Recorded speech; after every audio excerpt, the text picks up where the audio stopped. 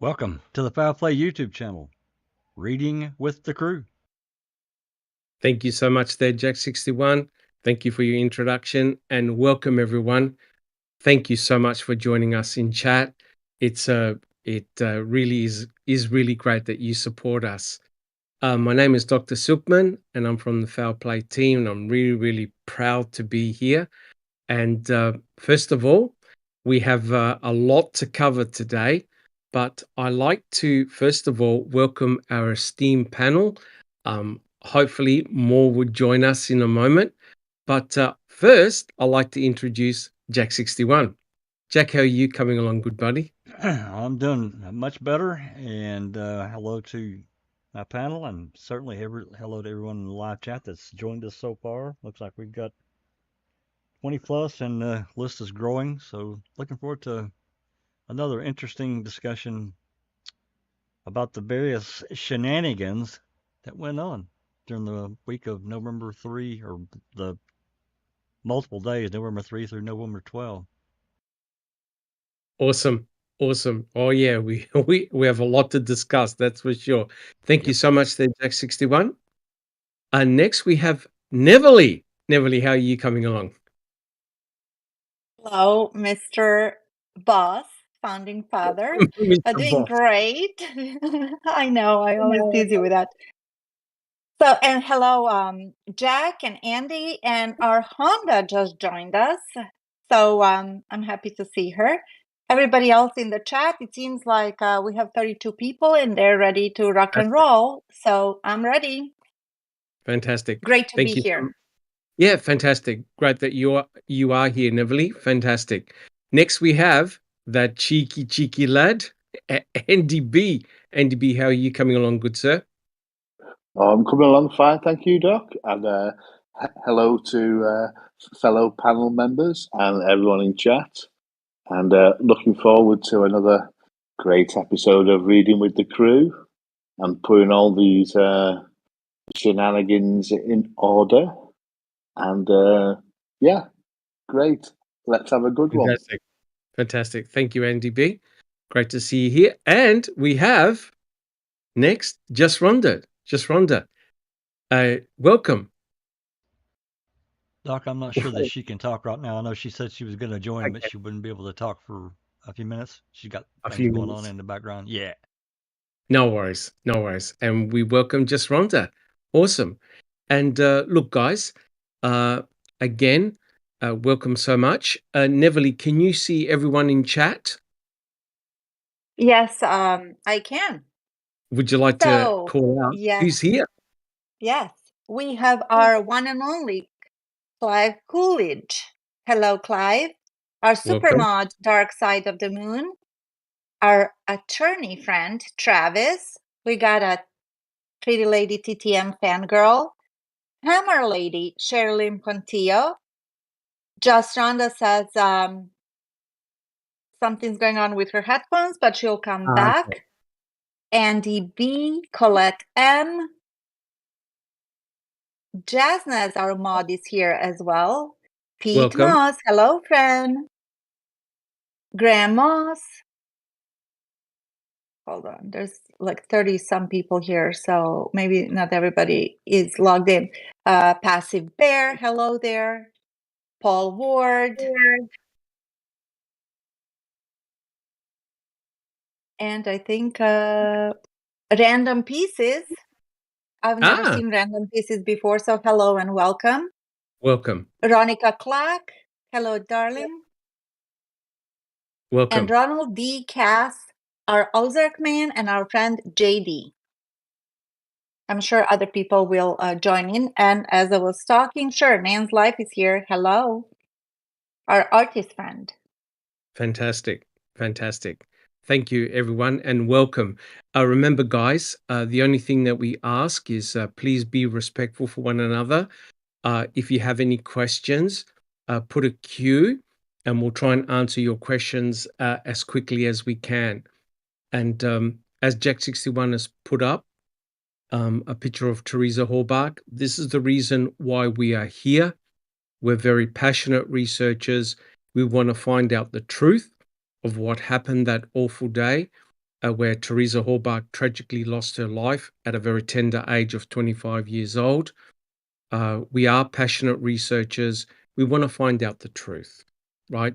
We do believe in the innocence of Stephen and Brendan Dassey, unless we're convinced otherwise. We like to deep dive into the research, and we'll go wherever the research takes us. Now, it'll be remiss of me not to mention the fact that there is a new docuseries called Convicting a Murderer, and it really is a counter documentary to Making a Murderer. And what I like to do now very, very quickly is just go around the table and tell us so far your impressions, and also people in chat, tell us your impressions so far of what you thought of the Convicting of a Murderer series so far. I believe that 4 episodes have been aired. I want to start off with Andy B. I don't want to spend too much time on this, but it'll be remiss of me if we don't discuss a little bit of Convicting a Murderer. Andy B., what are your impressions so far, sir? My feeling is that the documentary was sold to the last port in the storm, so to speak. And I don't know if it was the intention from the start just to kind of look at what the filmmakers felt was the lies portrayed in an award-winning documentary series of that is Making a Murderer or not. But that is how it has now been turned into a part of the so-called culture wars on Twitter and other social media platforms, that you are always being lied to by the mainstream media. And that's a fair, that can be an angle to take. But if you've done the research like you guys have, then you do kind of know that they themselves are being hypocritical in their presentation of this new documentary. So lots of thoughts and stuff like that about it, but that's my initial thoughts. Interesting. Okay. Yep. Thank you so much, Andy B. That's awesome. Next, we have Jack61. What are your impressions so far? Considering that you were also on Convicting a Murderer, what are your impressions so far, Jack61? Well, given what we were told, this is not what the documentary is about. We were basically told, this is going to be a balanced, attempt at telling the truth, and it's not. It's completely unbiased, and it's a hit piece on Brendan and Stephen. There's, they got family members and ex-family members, speaking specifically of Candy, that are giving these I thinks and these, I guess and maybe, and there's a lot of hearsay, and there may be some basis in some of this material. I don't know. I just know that I'm like, yourself and yours and basically everyone on Foul Play. We want something tangible to put our hands on, to call out someone for something really terrible. That's just the way I feel. I've seen too many cases, and we see it in social media all the time. Some talking head that's popular, has a lot of followers, will just say something with absolutely no proof. They've made this leap to go after someone. I see a lot of that, Doc. Everyone. I see a huge amount of hypocrisy. Huge amount of hypocrisy. Anyone that's been around since, late 2015, early 2016, or whenever within a couple of years, and watched Making Murder, and then this backlash that started about the or about how they filmed the series. But number one, there's absolutely no way any documentarian can put everything in. It's just not going to happen. No. It's ridiculous. It's a ridiculous premise. It's a ridiculous way of thinking. It can't happen. And then they get accused of leaving all this stuff out. But in fact, if you truly watch Making Murder, they did the best they could considering Ken Kratz refused to participate. And then despite that fact, he tried to take their footage. It's so Correct. hypocritical. It's nauseating. So there's this effect. And if you watch Making Murder, which I'm sure all of us have, and then you watch at least the first 4 episodes of Convicting a Murderer, they modeled Convicting a Murderer exactly like Man was put together, including danger music. Yes. So Yes. Correct. my overall feeling is that I guess it's interesting to some degree listening to these various stories. I'm really appalled at Earl. I'm really appalled. I don't know what would motivate him to do what he's doing. Um, I really don't. But we work very hard to stay away from the family issues, the family matters, the drama, Correct. and this I'm sure this is going to blow the family up even more than it's blown up already. Yeah. So I don't know. I'm interested to see what else they've got. I got one more thing I'm going to talk about, and I posted this on Twitter. In episode 4, they talk about this Jacobs call, and I'm going to further explain this. What I probably do will make a key call so this can be explained in detail. They talk about this call. There's actually 2 calls. I think that's the confusion here, and it was pretty tricky what they did. But anyway, the call is about Jacobs talking to a dispatch. I don't remember which dispatcher it was, at MTSO. He got called in. He was off or whatever, and then all this stuff happened on the 5th at Avery Salvage Yard. He gets called in, other people get called in. Anyway, he's talking to this dispatcher, and he makes the statement, "Do we have a body yet?" And then, "Is Stephen Avery in custody yet?" And of course, the dispatcher answers, "No, not that I know of." Blah blah blah. And then, but what they did in episode 4 was that they tried to excuse what Jacob said because of a radio call. And there was a radio call. That is a fact. Correct. However, if you listen to they tried to say that he asked about the body is because he heard something about a body on the radio dispatch call. Well, he did.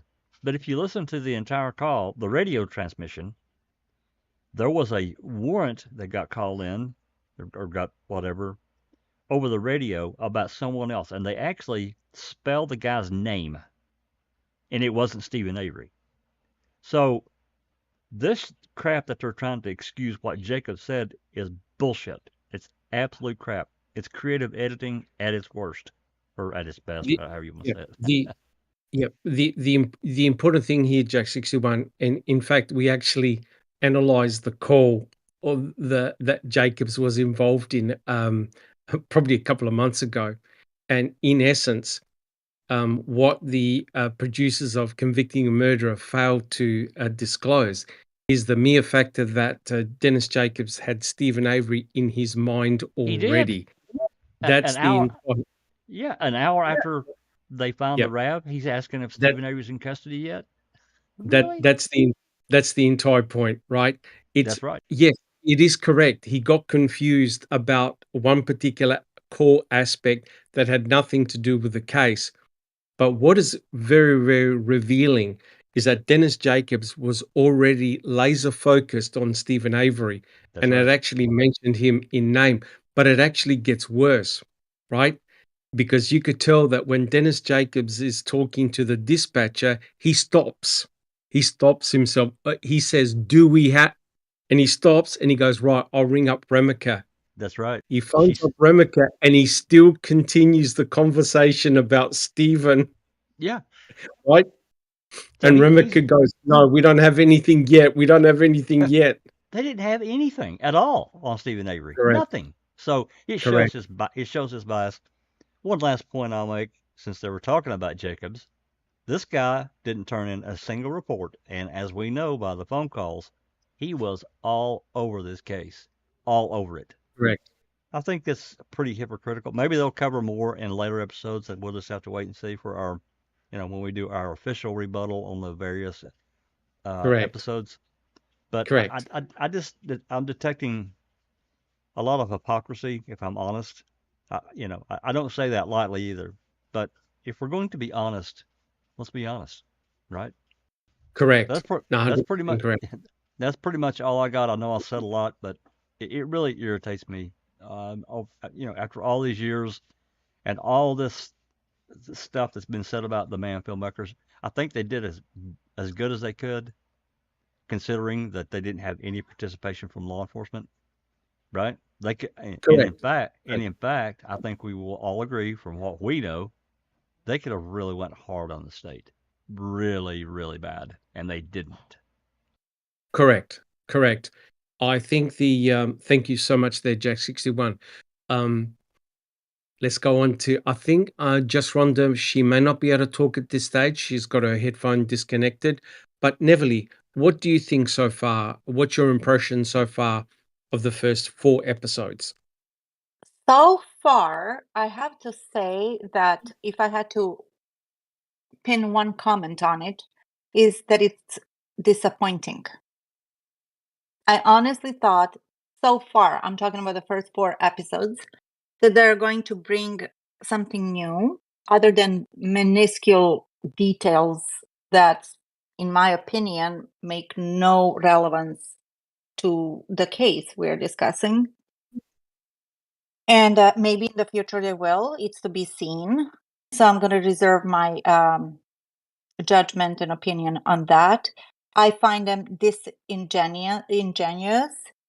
They did present themselves to us, Brenda did, that they wanted a balanced approach and whatnot. And so far, it's everything but balanced. So, yeah, as I said, very disappointing. And yeah, looking forward to having a structured rebuttal of the episodes. But for now, that's my Correct. comment. Thank Correct. you. Thank you so much. Doc, Yes. Doc, what's your opinion?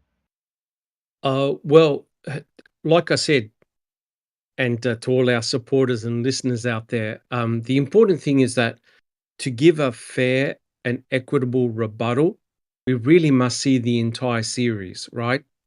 Yes, we can give a running commentary as the episodes are being aired, and we can sort of like do a rebuttal. But the important thing is that you really need to see, they need to basically put their elbows on the table and reveal what they've got. I'm more particularly interested in the forensic evidence, the bones, the blood, the bullet, things like that. That's what really interests me, the forensic evidence. And I hope to God that they interview Culhane and Eisenberg. I really, really do. So far, what I've seen the 4 episodes, like most people here have. The only thing that I've learned so far is that the episodes that I've seen so far have all been full of utter hatred, vitriol, and how disingenuous that certain family members are now throwing stones at Stephen Avery when they themselves live in a glass house, right? It's very distressing when you see things like that, because had the lens of scrutiny been turned on, for example, say Earl would have not come out looking too good. But the mere factor that they're giving Earl a free pass to basically spew vitriol, and also his a former wife, Candy, are just given carte blanche to spew vitriol on Stephen on air, is really, really disheartening and disingenuous. So for me, Jack61, the very first 4 episodes have just shown the utter hatred and focus on all the things that Stephen has done in his past.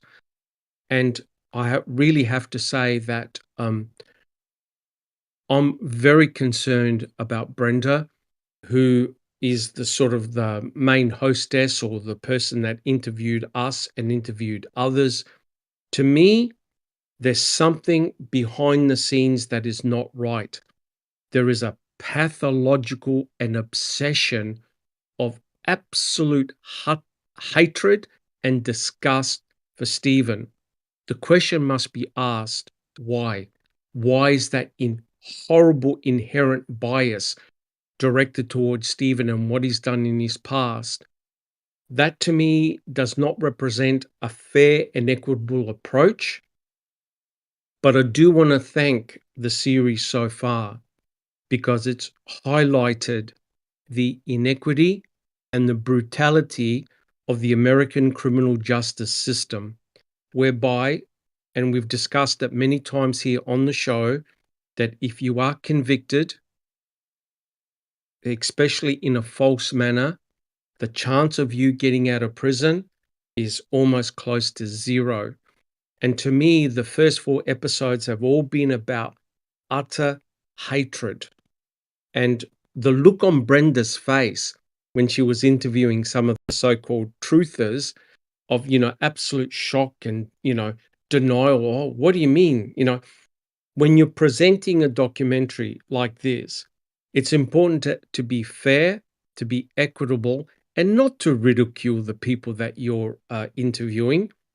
And remember, we were interviewed nearly 3 years ago, right?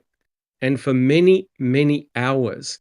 And for convicting a murderer to use 15-second sound bites, I think goes to show the level of stupidity and desperation, because they were pointing a finger at the producers of Making a Murderer for creative editing, spooky music, etc., getting sound bites of people's testimonies, rearranging things. So far, I can list half a dozen examples of where convicting a murderer is actually doing exactly the same. And when you see the opening scene, where it's almost like the CIA are cutting out words of people's testimony, taking it out with a scalpel and then with a tweezer, rearranging it. That's not what happened. And was it Judge Ludwig? Yep, Ludwig? that's right. Right. Even he said, look, even though there was editing, which you have to in a 10-hour documentary, the gist, the outcome of Colburn's testimony was not altered, right? The gist was exactly the same. And when you're doing a 10-part series of just 1 hour each, you have to trim it down, right?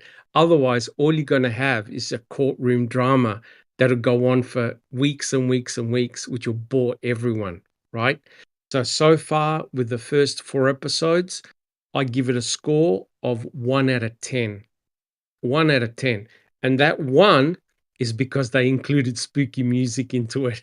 So I'm gonna go around the panel, and also people in chat.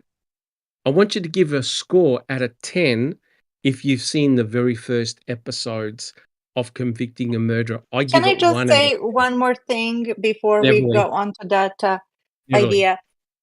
What I find very interesting and actually appalling, interesting not in a good way, I want to stay polite, that they went out of their way and spent 3 hours, who knows how much work went into 3 episodes or 3 hours of their time and their airtime 4. on vilifying Stephen and his whole family, where the star wannabe, the special prosecutor himself, is no better than the one that got convicted. I cannot get over that. And that they're pushing his narrative.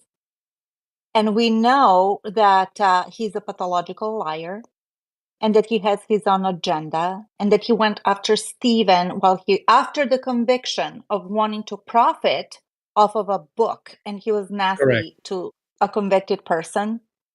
After he's been nasty to 15, 16 ladies that were his clients, or somehow he knew him, they were a part of the whole domestic violence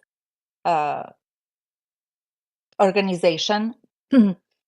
And he wrote that idiotic book pushing his narrative. And now he's being, this is a heavy presence of Kratz in the first 4 episodes, in my opinion, of convicting.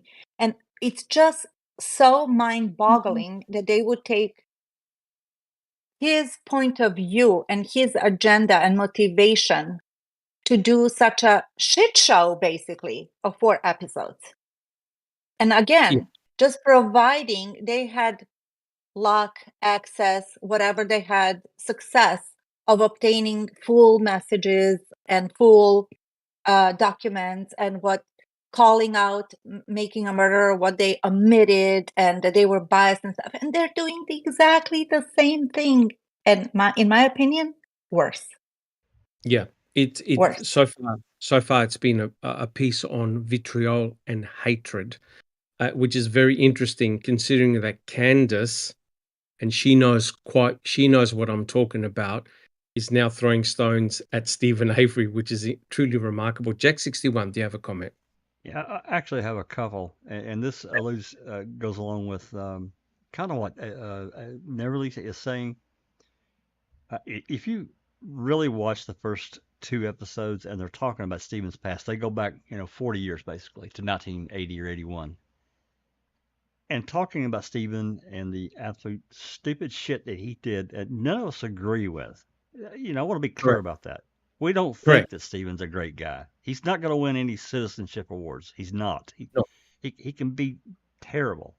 At the same time, they go back 40 years and they're talking about Stephen and all the things he did, and then they would drop in stuff about Teresa, and then they would go back to Stephen. They're dropping in the more current case with stuff that happened 40 years ago. I think that you know why they're doing it. Well, sure, they're trying to make the connection. Absolutely. Yeah. You know why they're doing it. Correct. Yeah. And correct.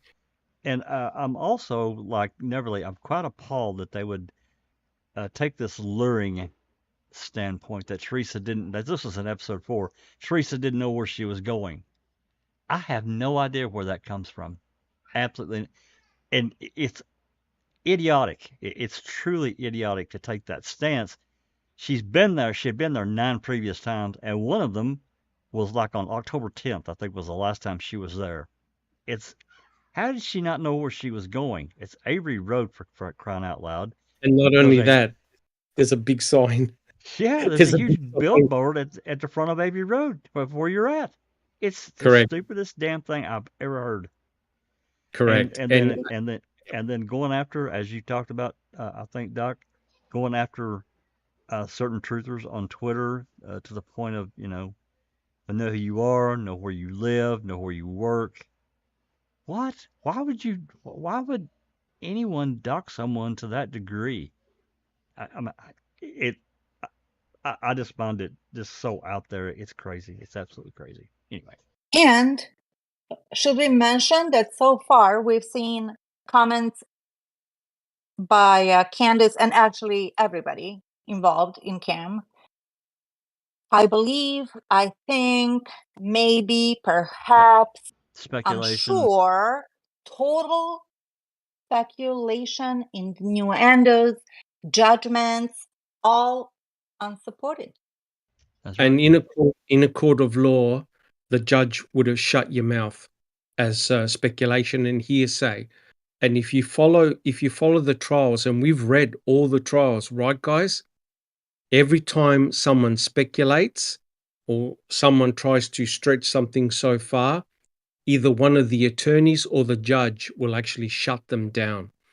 And it's sort of very disingenuous, especially if you look at episode 4, the amount of speculation and innuendo and insinuations is just off the charts. In a court of law, you would not be able to say a lot of those comments. But seems here that all the rule books have gone out the window. So look, guys, I don't want to waste too much more time. I just want to go around the panel. Out of 10, and also people in chat, out of 10, how much would you give the 4 episodes that you've seen so far? Andy B, a score out of 10, sir. On a technical level, sound and picture, 9. It's only not a 10 because they didn't even bother denoising Stephen's November 9th interview. Content, probably about 0.5. 0.5. Okay, you're Yeah. being very generous there, Andy B. Thank you so much. Yeah. Oh, okay. I take that back. 0.01. Okay, thank you, Andy B. Jack 61. What would you give a score out of 10 so far for what you've seen? I would give it a. I'm like you, Doc. I'd give it a 1 just because of the spooky, scary danger music. And they've actually done a pretty good job with their creative editing. So there's definitely some effort went into it from that direction. Other than that, so far I'm just not impressed. Okay. I think just Rhonda's still having difficulties. Neverly, a score out of 10, please, so far. I'll give him 2. 2. 1 because I'm a nice, positive person, and the other one is because it's a lot of work to put something out. Content-wise, like believability, genuineness, and all of that. Big fat 0, man. But I'll give him some credit. Okay. I don't know why. Okay. Thank you so much, guys. Well, like I said again, we're not shying away from rebutting, convicting a murderer, but we need a bit more substance first, right? Once we have the material present, then we can do a proper rebuttal, and hopefully, with the series that we've been doing, you're gaining more knowledge, more education, and how incredible is this, right? With the series that we're doing, that Neville and I and others have put together with Reading with the Crew, you're getting information a lot. And yes, we have spent a lot of time looking at Stephen Avery's burn pit, and I think it's going to become pretty obvious why we're devoting so much time on the burn pit. I've personally learned stuff that I've never heard before, and now we're able to look at documentation and documents and videos and phone calls, and we can now start to put everything together. So, Jack 61, are we able to have a look at the very first slide, please? Again, thank you so much, guys. We understand your impatience sometimes, but hopefully that things will progress much more quicker. All right. Well, we'll just wait for. Yep, there we go. So, as you know, guys, we have been receiving a lot of new subscribers, right, Jack 61? Ever since Convicting a Murderer has aired, our subscriber numbers have gone up. Jack 61, do you want to make a comment? Oh yeah, there's we're getting new people every day, whether don't know if they're truthers or guilters or on the fence or what, but yeah, it's been a pretty steady thing. And also, we've had an explosion in Discord. A lot of people have come to our Discord channel. Some people from the past, Oh yeah, that we haven't seen for a while, they've come back and added their comments. So it's been really, really fantastic. So again, guys, Neville and I, actually close to almost a year ago, we put together this series called Reading with the Crew, whereby what we're doing is we're reading passages from John Ferak's excellent book entitled The Reading Crew or The Wrecking Crew. At the moment, we're on episode 49, and we've been focusing on chapter 14 entitled Canine Noses. And boy, oh boy, through your excellent questions in chat and also on the panel, we have greatly expanded this chapter. We're on part 26, right? And we're still not finished. And this has been an incredibly eye-opening chapter. So guys, please, if you like what we do, subscribe to our channel, put your DNA on the thumbs up button, and please share our podcast. Make sure you hit the notification bell so you don't miss out on any of the podcasts. Now, today, guys, we've got a real cracker of a show for you. We're going to be covering a lot of different areas. So some of the things that we're going to be covering today, and this is very, very important. believe it or not, Ken Kratz put Karen Horbach on the stand, right? In both the Stephen Avery trial and also the Brendan Dassey trial. Now, it was very interesting, and we're going to see it, what Karen Horbach, who's the mother of Teresa, says about the human cremains that were found. Very, very interesting what she says. We're also going to look at who actually was at Stephen Avery's burn pit, have a look at all the people that were there, because remember what Erdl stated. Erdl stated that he didn't take any photographs because the burn pit, the crime scene, had obviously been altered. We're going to have a look at who actually was at the burn pit. We're then going to look at the so-called mystery of the red flags at the burn pit. Remember the controversy last week? Sergeant Jason Jost allegedly was standing next to a red flag, next to a bone fragment. Others never talk about red flags, so it's very, very interesting. Then we're going to have a look at, was actually Bear removed on November the 8th, right? Now we know that vets were called on November the 9th, but you'll see we asked the question, was Bear actually removed on November the 8th, not November the 9th? Then we're going to deep dive into the vertebral bone fragment or fragments that were found, right? And we're going to have a look at Dr. Eisenberg and how she explains the vertebra. You are going to be shocked. Then we're going to have a look at Sipple. Yeah, Sipple. And the fact that he talks about floodlights were being used in the quarry and for why. And he lets out a couple of real gold nuggets, that's for sure.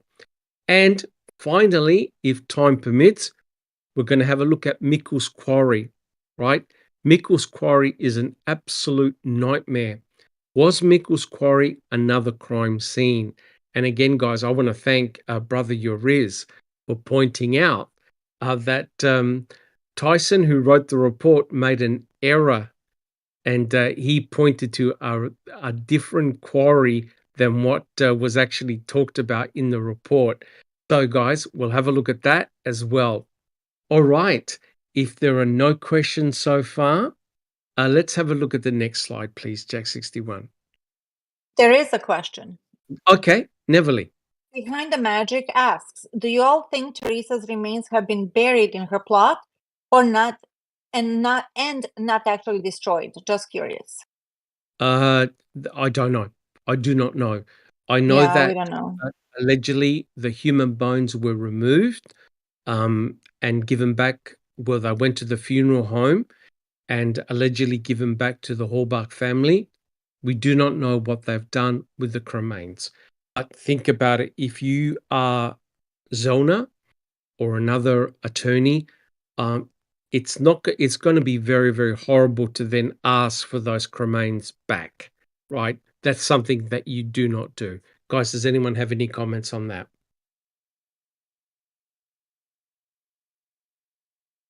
Yeah, yep.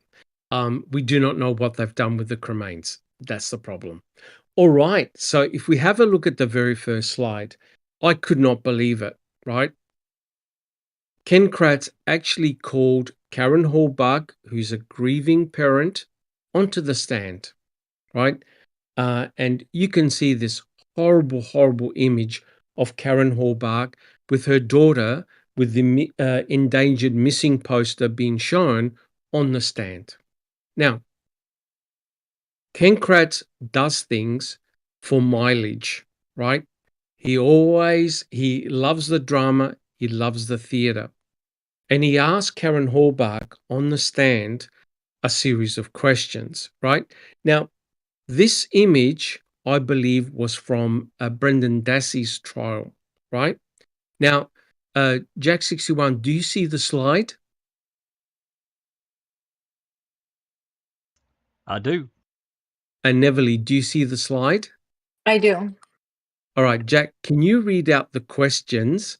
And Neverly, can you read out Karen Horbach's part? Sure. The answer. Okay. Let's go for it, guys. All right. Okay. How often was it that law enforcement was contacting you or keeping you informed about the investigation? Very often, they kept us well informed. Let me just ask you, Ms. Halbach. We'll get into some other easier areas, but within the next day or two, were you informed that human remains were found that they believed to be your daughter, Teresa? Right. Yeah. Do you remember when you were told that? I think we knew human remains were found Tuesday, but I think on Wednesday, the 9th, we were told that they were identified as Teresa's. What? What? Yep. Yeah. Oh, yeah. Yeah. Wait. Yep. Yep. Do you guys have any comments so far? I got a Neverly. lot. Yes. I got a bunch of comments. Go ahead, Neverly. Neverly. Yes. They did not test any bones for DNA, did they? No. No bones were tested. So how in the world did it look like? I mean, sorry to be gross and facetious over here, but did it look like this is just junk? Well, it actually gets worse than that, because Culhane had identified A6 and I think A14. Is that right, Doc? As female. Correct. This was the Pepsi can and the swab from the back rear area of the cargo. But in her report, she clearly said, "I need something to compare it to." She didn't have anything. She didn't have Teresa's DNA profile. Correct. But don't you find it rather interesting that Kratz would put Karen Horbach on the stand, a Yep. grieving mother, right? Yep. It just completely no class at all. But what Karen Horbach actually said was very, very interesting. And I'll read it out again. I think we knew human remains were found Tuesday, but I think on Wednesday, the 9th, we were told that they were identified as Teresa's.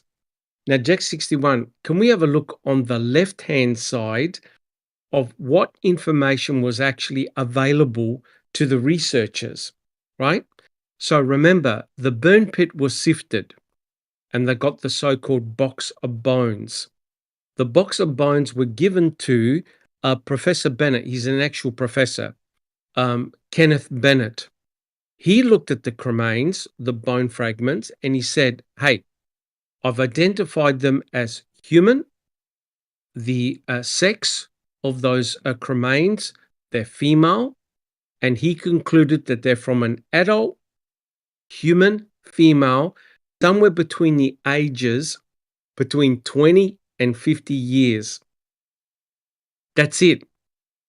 Now, I want to know who told Karen that those cremains were identified as belonging to Teresa's. Because the problem is, guys, they didn't have any genomic DNA results. They didn't have a DNA standard belonging to Teresa Horbach. And the FBI had no mitochondrial DNA results at that stage. And if you have a look, Kenneth Bennett, Dr. Bennett, looked at the cremains on the 9th, and he wrote his report on the 10th. So somehow the investigators must have told Karen, hey, we've identified the remains as belonging to Teresa. And the death certificate... I don't know how they did that. I don't know how they did that. Correct. And the death certificate was signed by Michael Glazer on November the 10th. My question to the panel and people in chat, what information did the investigators have that they're not disclosing? How could they tell a grieving mother and her husband, we've identified Teresa Horbach based on examination of just bones? Who's got an answer? They must have found the trunk, man. I don't know. I don't know, because this is, come on. If you, okay, again, sorry for being gross. If you lost a pet and they found some random bones and they said, here are the bones of your pet, how in the world would you be satisfied with that answer that this is my pet. How would they know that if they didn't do the Correct. DNA, right? Correct. Let No, alone there your was no own DNA. child, human being. Correct. Correct. Thank you, Neverly. Andy B, do you have a comment? Yeah, it's a little bit of a difficult one because, as you say, the evidence that they picked up hadn't been forensically examined, but one could let them off assuming certain things. They'd found the car. Teresa was still missing. There was blood in the back of the car. So they can infer that she may be the person whose bones they found. Either that, or she'd murdered someone, chucked them in the back of the car, dumped the car, and then run off. So it's a little bit of a tenuous one for me. There may be some kind of legalese around the identifying of the victim and such. But yeah, it's a difficult one. It is a difficult one. Okay. Thank you, Andy B. Jack 61, what are your thoughts? Well, I'm fixing to pop something on screen, and this is purely speculation. I don't really know how they could have possibly known these bones belong to Teresa, other than potentially finding something at Cuss Road, because it was, as we all know, we've discussed it ad nauseum. They treated it as a crime scene. They were there all day. They were there into the evening. They put lights up, and Correct. they wouldn't have done that. I mean, my opinion, they wouldn't have done that just willy nilly. Even these guys, I think they found something that told them that this was Teresa. I can't prove it. I just can't prove it. But Something it is, definitive. Yep. but yes, it is highly suggestive. I understand Andy B's point of view that, hey, look, they found the victim's vehicle. There was blood in the vehicle. The blood was from a female, and also there was blood from a male. But that wasn't until much later when they got the DNA results, right? Yeah. The fact that Karen Horbach was actually told on the 9th, that's one day before even the DNA results came back, that they were identified as Teresa's, and the fact that one day after, on the 10th, the medical examiner signs a death certificate, right? Which indicates that you got to be certain, I believe, of identifying the victim before you can sign their death certificate, because it's going to look pretty embarrassing that if further analysis is done and the victim isn't Teresa Horbach, you're going to look pretty silly. Jack 61. Yeah, and you look at this, and this is, one of the earlier in the day photographs, but you can see that they've already got this thing roped off. No one, the road was blocked. No one could get down there except for the crime lab that was on a call from Link or Colburn, I can't remember which. No one gets down here other than the crime lab, yada, yada, yada. And this whole entire area, wouldn't let anybody back here. However, um, the dog handler, I can't remember her name from Great Lakes. Kramer. Julie Kramer. That's right. In the unsigned warrant, Uyghur said that her dog had indicated on this area of disturbed earth, had hit Correct. on this area, and told him that something, dead or whatever, was back. Yep. Yeah, Correct. it was there. Correct. 100% And correct. let's not forget, or maybe we should play it again, the phone call when Pagel is all giddy, giggling, everything paid off. We found body parts, blood. He remember Which that was he November, told us, November the 10th. Which was November the 10th. that they found body freaking parts. Correct.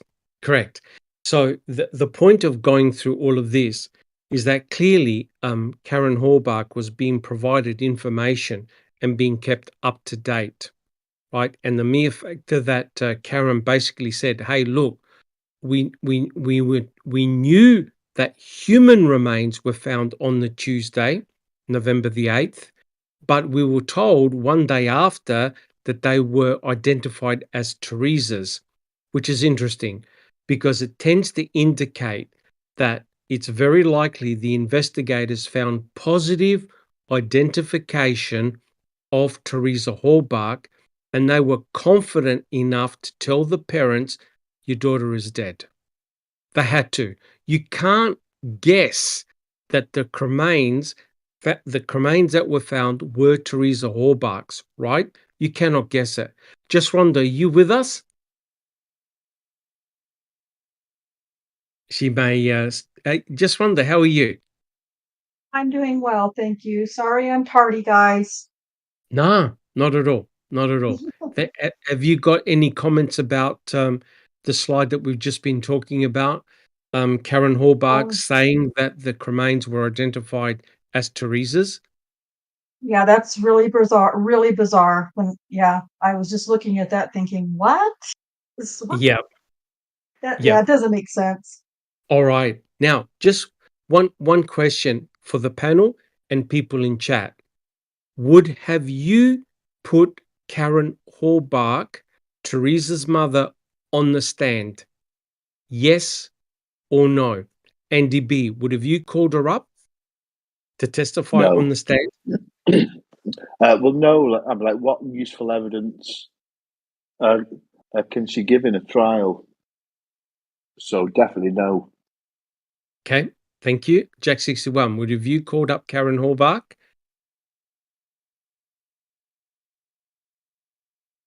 I think you're muted there, Jack. Yeah, I was trying to get to the unmute button. Yeah, Doc, I think for me, just knowing Kratz, he did this all for, as you said, drama and an emotional plea to the jury. No, there's no way I would have called her up. Yep. What about you, just Rhonda? Would you have called up Karen Hallbark? Well, let me just preface my answer by saying I've watched a lot of trials over the last couple of years. And I have seen parents and family members of a murder victim called to the stand to testify about the importance of that person in their life and what their loss means to them and things like that. But this specific question by Kratz, that was a little bit too far for me. Yes.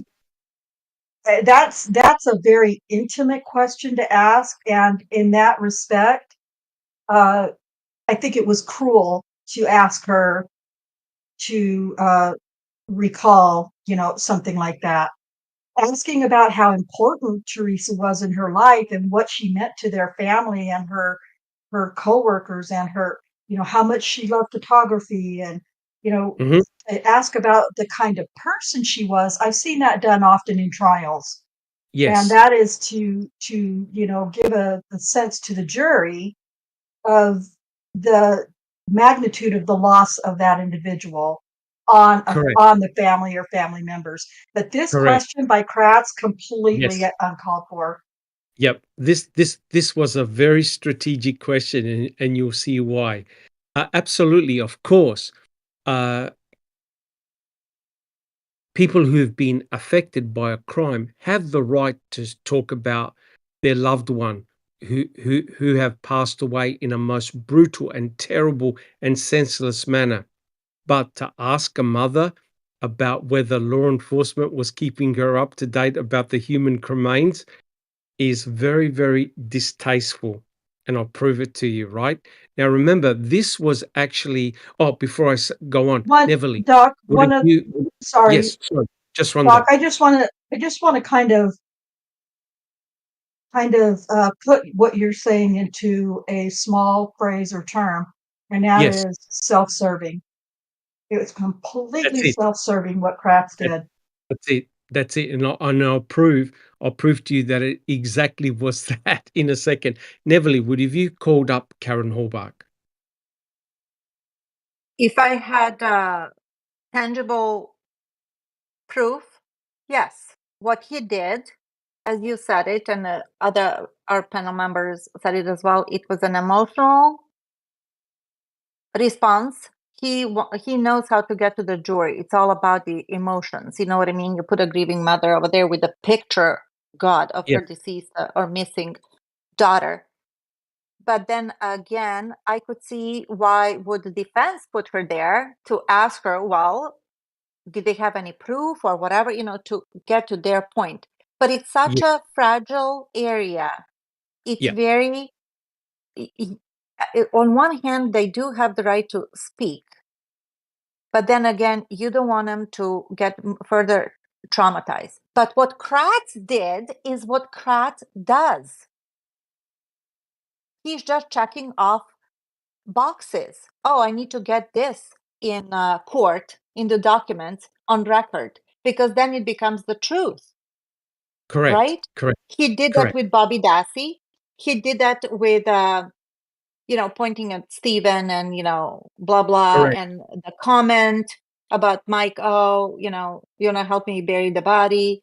So he does that, with Lisa Buchner, the bus driver. Yep. That was on a totally different day. It was irrelevant to the 31st, but he put her on the stand. So such a master manipulator, and also very unethical. Correct. And Neville, is there a question from chat? Yes.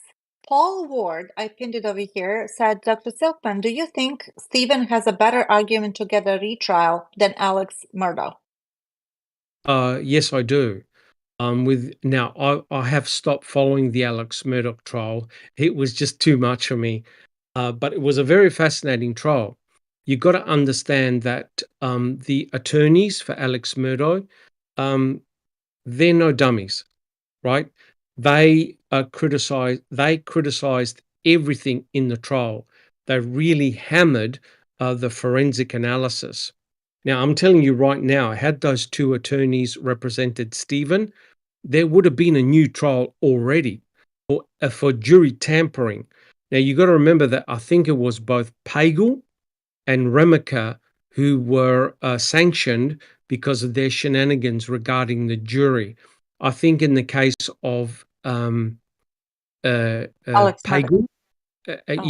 in the case of Pagel, he was at a restaurant where some of the jurors were, and also one of the jurors had to be dismissed because of something happened in, I think, the daughter or something like that. His daughter, he had to be excused. And Stephen was given the chance of having a brand new trial, right?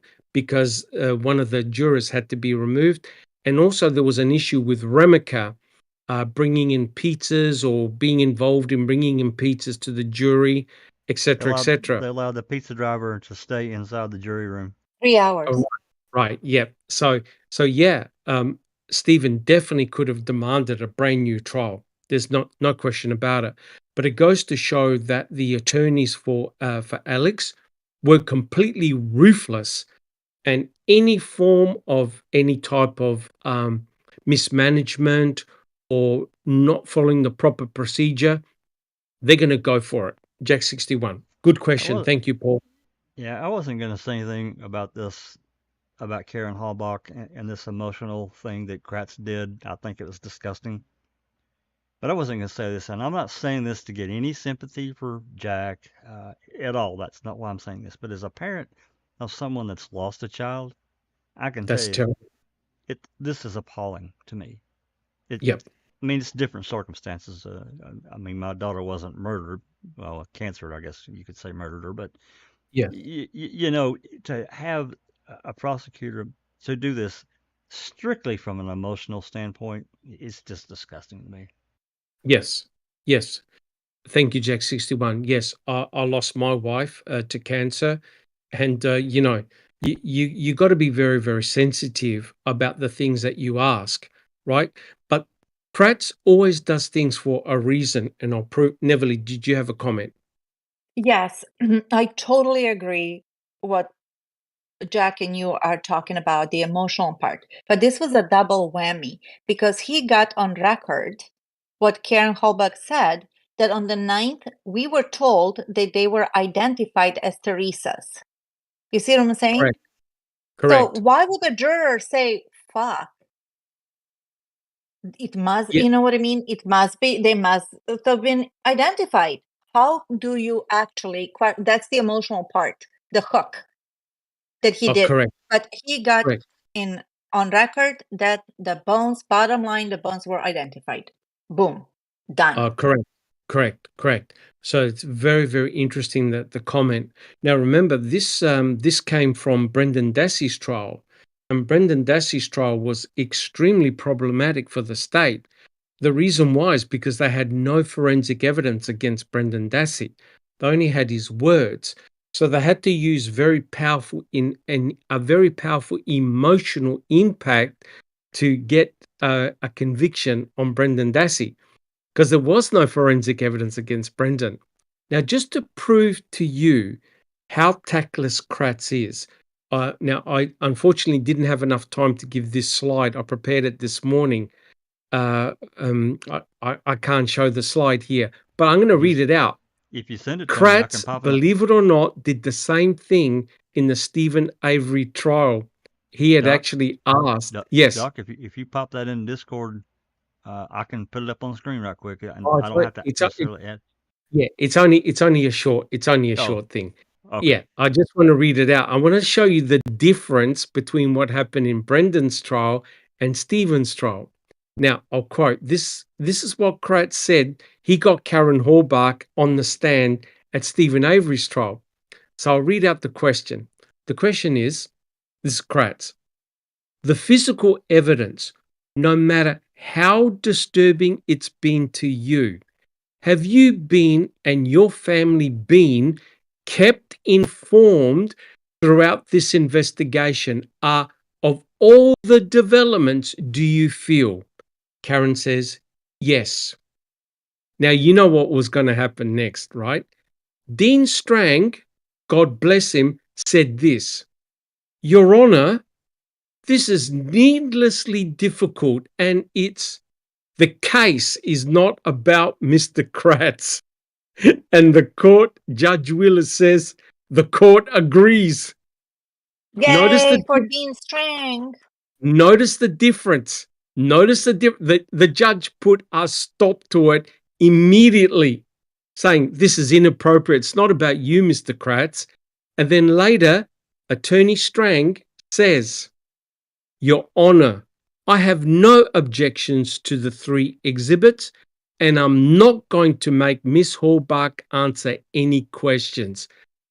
Unfucking believable that there is a bit of humanity left. And Strang knew, I'm not going to play this game. And the judge stopped Kratz in his tracks, and Miss Horbach was excused from the stand. Unreal. Yet, it didn't occur in Brendan's trial. Does anyone have any comments? Neverly. Paul Ward actually brought up a really good point. He said Karen must have been what the fuck with the 2 trials and 2 different places Teresa died. Correct. Great comment. However, Correct. I am not so sure, speculation obviously, if Karen was even connecting the dots. No, I don't think so. I think that the Holbach family, they just love law enforcement, that they believed everything, verbatim, everything and its value. What they told them that was like They it. believed. They essentially Biblical. believed when Mike Horbach said, "We love the police."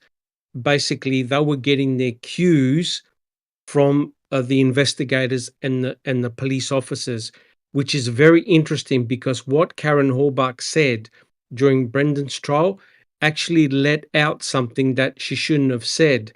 The mere fact that the investigators had informed her very early on, note, after November the 7th, which is when Cuss Road took place, that your daughter is dead, which means that they would have had proof positive ID that Teresa Horbach had been murdered. You can't go up to a parent to say, hey, your daughter is dead without having 100% proof.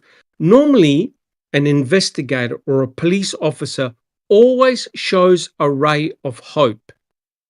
As in, look, Mrs. Horbach, we're not 100% sure.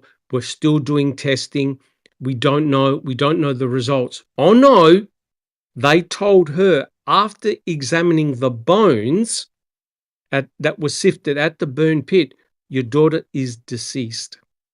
That's the impression I get. What do you think, guys?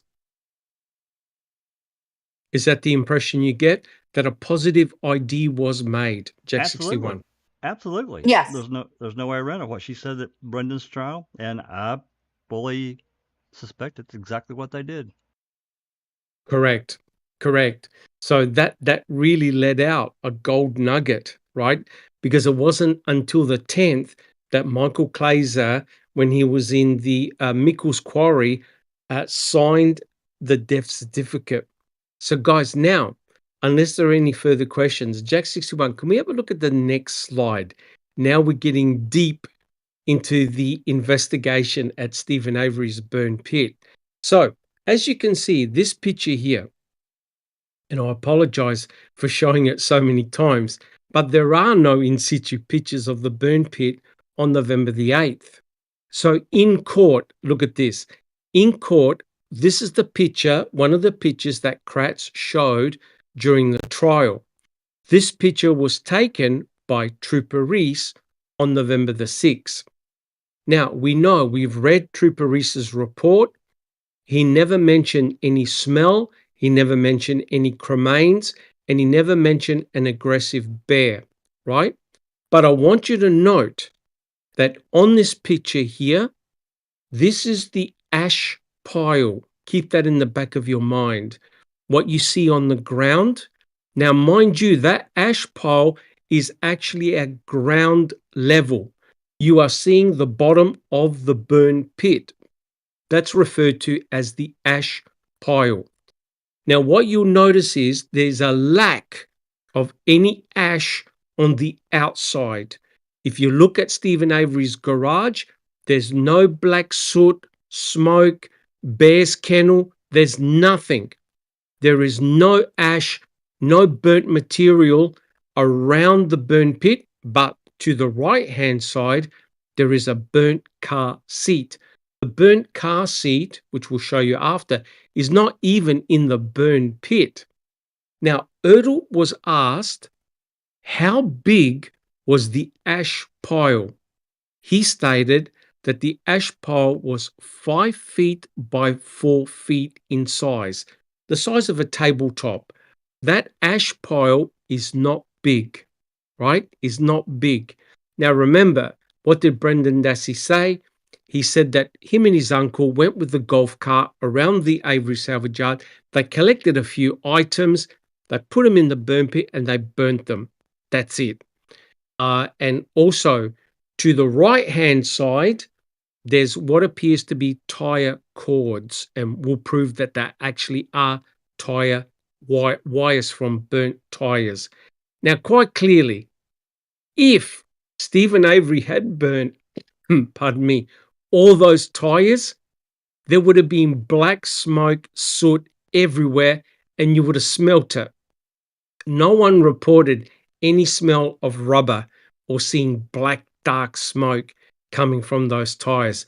So in other words, you don't know how long those tire wires have been present in that burn pit. Now, here's the interesting thing, and here's the interesting question. We're going to look at who was at or near Stephen Avery's burn pit between November the 5th to November the 8th. Remember, what you're looking at, do not forget, and I don't want to be disrespectful, the human cremains of Teresa Horbach are in that burn pit. The problem is, now I understand what Yuri said, it's not a high resolution image. I understand. But one thing you don't see is a pile of bones in the ash pile. You don't see any pile of bones, and that's exactly how they were described by Sturdivant, who was at the burn pit. So here's the question. I want to ask this question to the panel and people in chat. Here's the question. Would you consider finding bone fragments outside your prime suspect's back door near a burn pit a significant forensic event? In other words, is it a big deal? Andy B, is it a big deal that you find bone fragments? Andy B. Yes. Yes. Okay. Yes. Jack, yes. Jack 61. Is It's it a a big huge, deal? it's a huge deal. It is the most significant find in the case. And the Yep. guy that did it didn't, the guy that, well, apart from the RAV, of course, but Yeah. it's absolutely, it ranks up there with the RAV, and the guy that did it didn't want credit. Okay. Okay. Yeah. Yeah. Okay. So it is indeed a big deal. Just Rhonda, would you consider it a big deal? Yes, I do. Okay. Okay. What about you, Neverly? Do you think it's a big deal? Game changer. Game changer? All right. Yep. Okay. How about So, you? oh, no question. Apart from the finding of the RAV, it is the most important discovery in the case. You find bone fragments about 10 or 20 feet from the back door of your prime suspect near a burn pit. Man, you bring in the army. It's tools down. Eureka. But look what happened. Look what happened. Jack 61, can we have a look at the next slide, please? So I want to go through the absolute madness of what occurred at Stephen Avery's burn pit. Andy B, do you see the slide? Yes. Would you read out the questions, which is Kratz, and Neverly, do you see the slide? Yes, I do. Would you read out the answer, which is Sure. Fassbender? So Kratz, question Fassbender in the Stephen Avery trial about the burn pit. Let's go for it, guys. Okay, question. Why would you send an arson investigator to an area like this? Because it's a burn area and they were trained in fires and burns, and they deal with many times finding bodies in burned buildings or whatever. They're trained in that area. Was it your Was it your understanding that the crime lab, with the assistance of these arson investigators, began to process the scene that day? Yes. By the way, Agent Fassbender, were you called to look at that burn area that Tuesday? I believe so, but I just don't recall. You had other things going on that day as well? Yes. Holy shit. There you go. Holy shit. Go. Lead Comments, invest- comments, please. I'll let other people go first, Doc. I can't. Yeah. Okay. Okay. Now, I'm telling you, you think you may know this case. You don't until you deep dive into it. My comment is this. I just went round the table and I asked a simple question. If you find bones, bone fragments outside your prime suspect's home, literally his back door, in a burn pit, it's tools down. You call the army in. Oh my God, I think we have found the victim. Kratz asked Fassbender a question he never should. I reckon that Kratz spewed out what was in his head. He never should have asked Fassbender the question. Fassbender goes, I believe so. I just don't recall. The trouble with Fassbender, who's the co-lead investigator, the trouble with Fassbender is that no one ever mentions, now wait for it, Fassbender, Wiegert, or Pagel being at Stephen Avery's burn pit. Correct or not correct? Guys, what do you think? Jack 61. As far as I know, I don't recall them being there at all. It was Ertl and Holy Yost and Sturdivant. Sybil And was there for a Sybil. while. Deb Strauss. Um, Mignon. yeah, Mignon was there Okay. for a while. Yeah. Okay. So clearly something is not right. Something is not right here. The co-lead investigators and the sheriff do not show up at Stephen Avery's burn pit. And that's the whole point of this.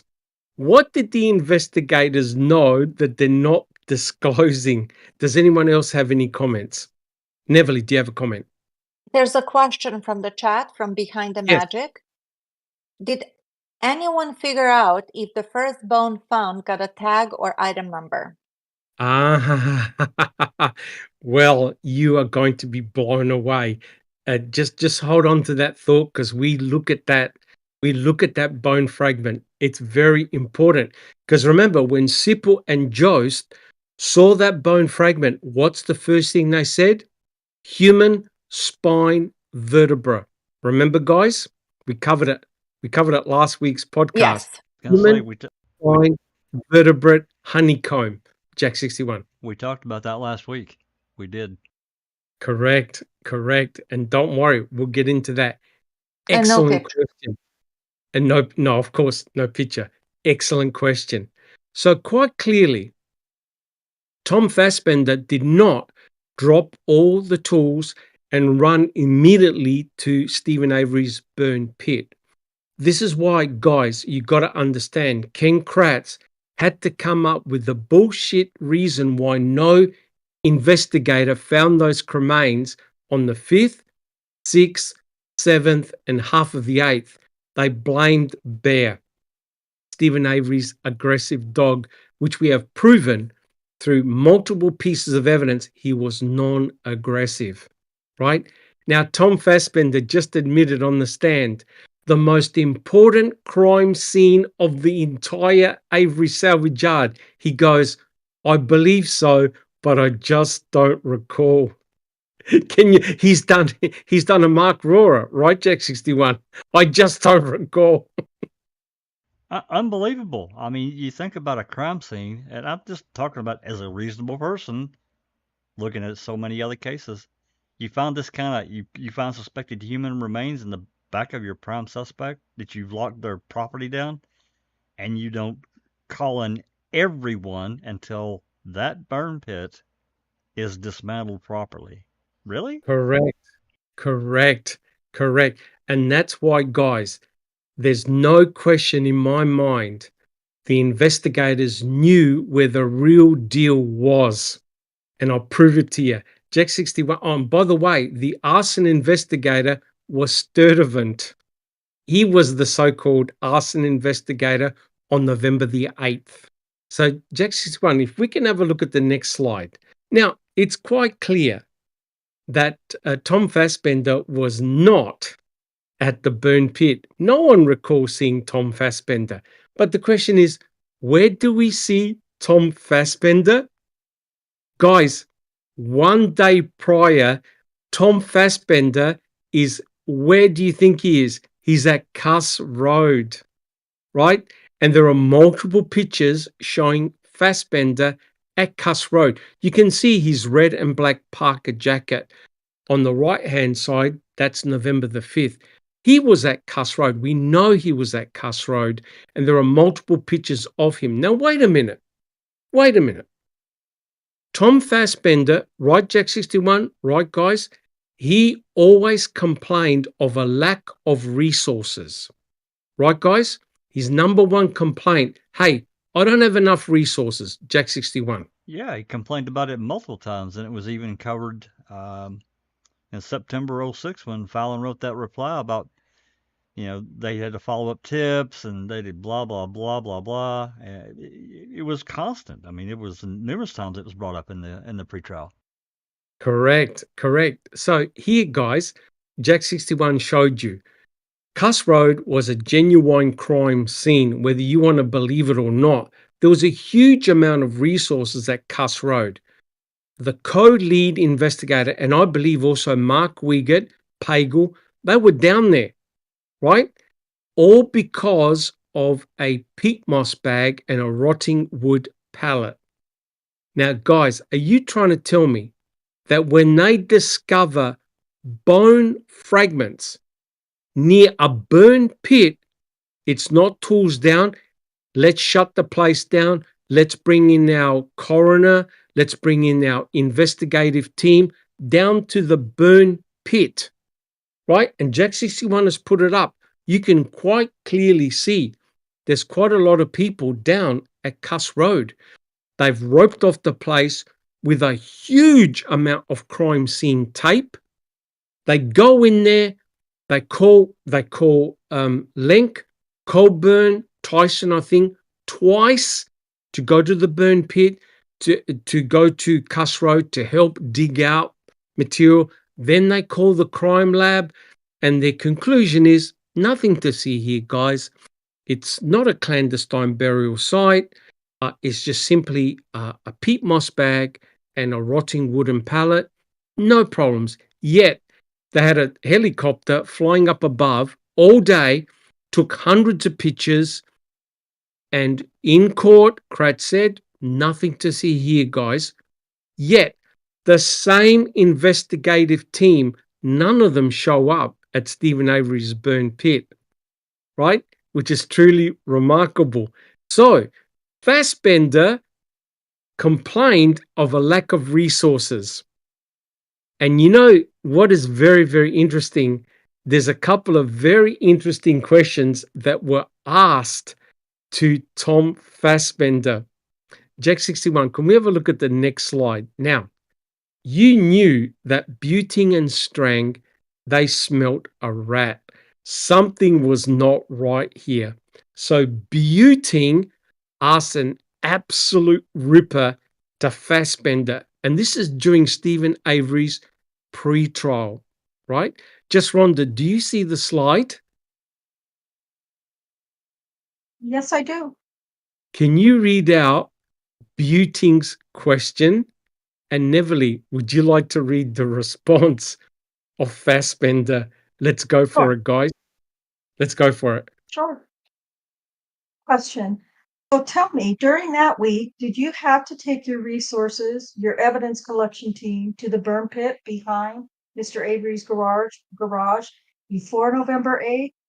On the 5th, 6th, or the 7th, did you have to take an evidence collection team to the burn pit behind Mr. Avery's garage because a dog had alerted? No. Now, is there any comments on that? Of course not. Jack 61. What the fuck? Pardon my French. Yes. Any other comments? No. So It's just unbelievable to me. They didn't. I mean, we just showed you the photo of Cuss Road and everything. I mean, that's just one photo. They were there all basically from, I think, about 10:30 that morning until we don't really know what time they left because it's not reported. And photos that we still don't have to this day.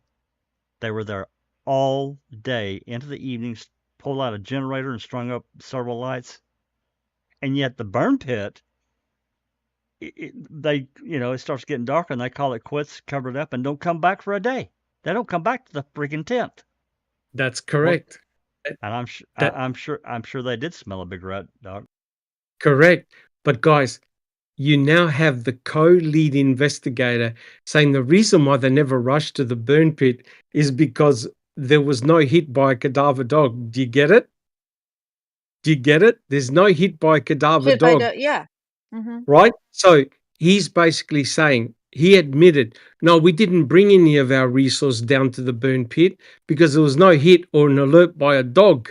But there was an alert and hit by Brutus and Loof at Cuss Road. Notice the difference, right? Huge difference.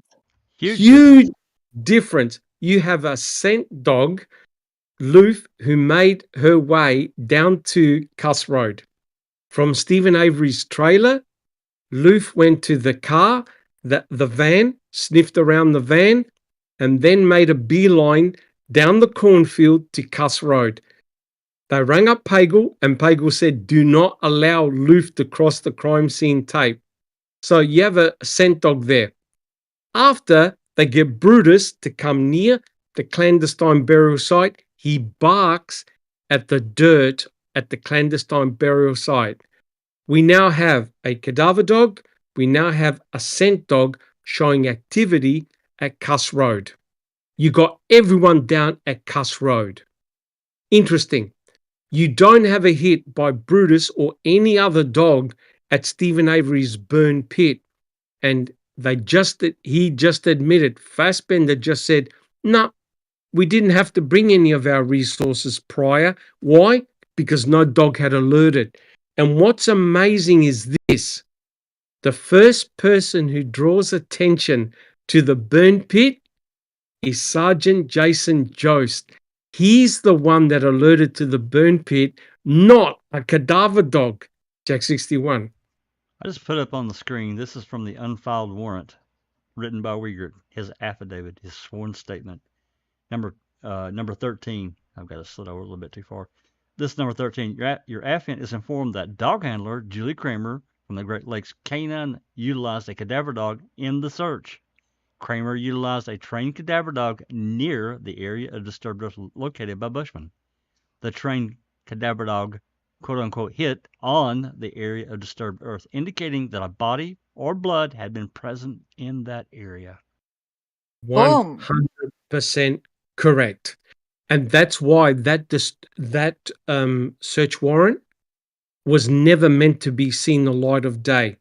How Sunshine Christina got it is truly remarkable. So Mark Wiegert actually said, we got Brutus, a cadaver dog that detects human decomposition. It did a hit at the clandestine burial site.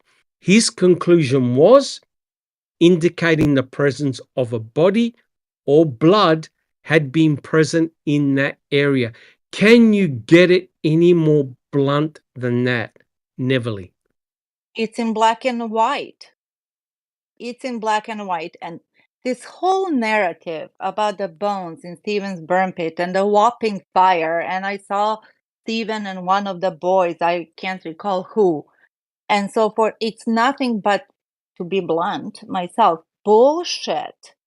Because Correct. now that we've been digging for all these months, people, not weeks, months, and thanks to Dr. Silkman being as smart as he is, as interested as he is, and as willing to invest his time, full time, into putting these slides together to show us how erroneous and how not vindictive, but like how much they were targeting Stephen because they invented the correct. whole occurrence.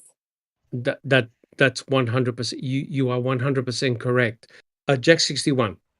You know, and we can place blame wherever we wish in this, but this whole premise is that the jury and even Judge Willis, because I don't know how much he was really paying attention or how much he truly knew, they were deprived of hearing the truth. And I think that's Correct. another full point of what we're doing in pointing out these fallacies of what truly happened at trial. I'm sure that Buting and Strain were completely misled intentionally. Completely. They never saw that unfiled agree. warrant. They never saw it. No, they weren't. And you Yeah. know that warrant that you had up, are you able to put that back up and just read what they said about Loof? Yes. Don't worry, we'll go over this in fine detail. But if you could show that back up, you saw what we get. Now, mind you, that search warrant was going to be served on November the 7th. That meant that Mark Wiegert already had information about Brutus and Loof, correct? Yep. They were going to serve it on the 7th, but they got permission from the landowners that they could come on the property. They never served it. Jack 61. Do you want to have a read of 15? Number 50. Yeah.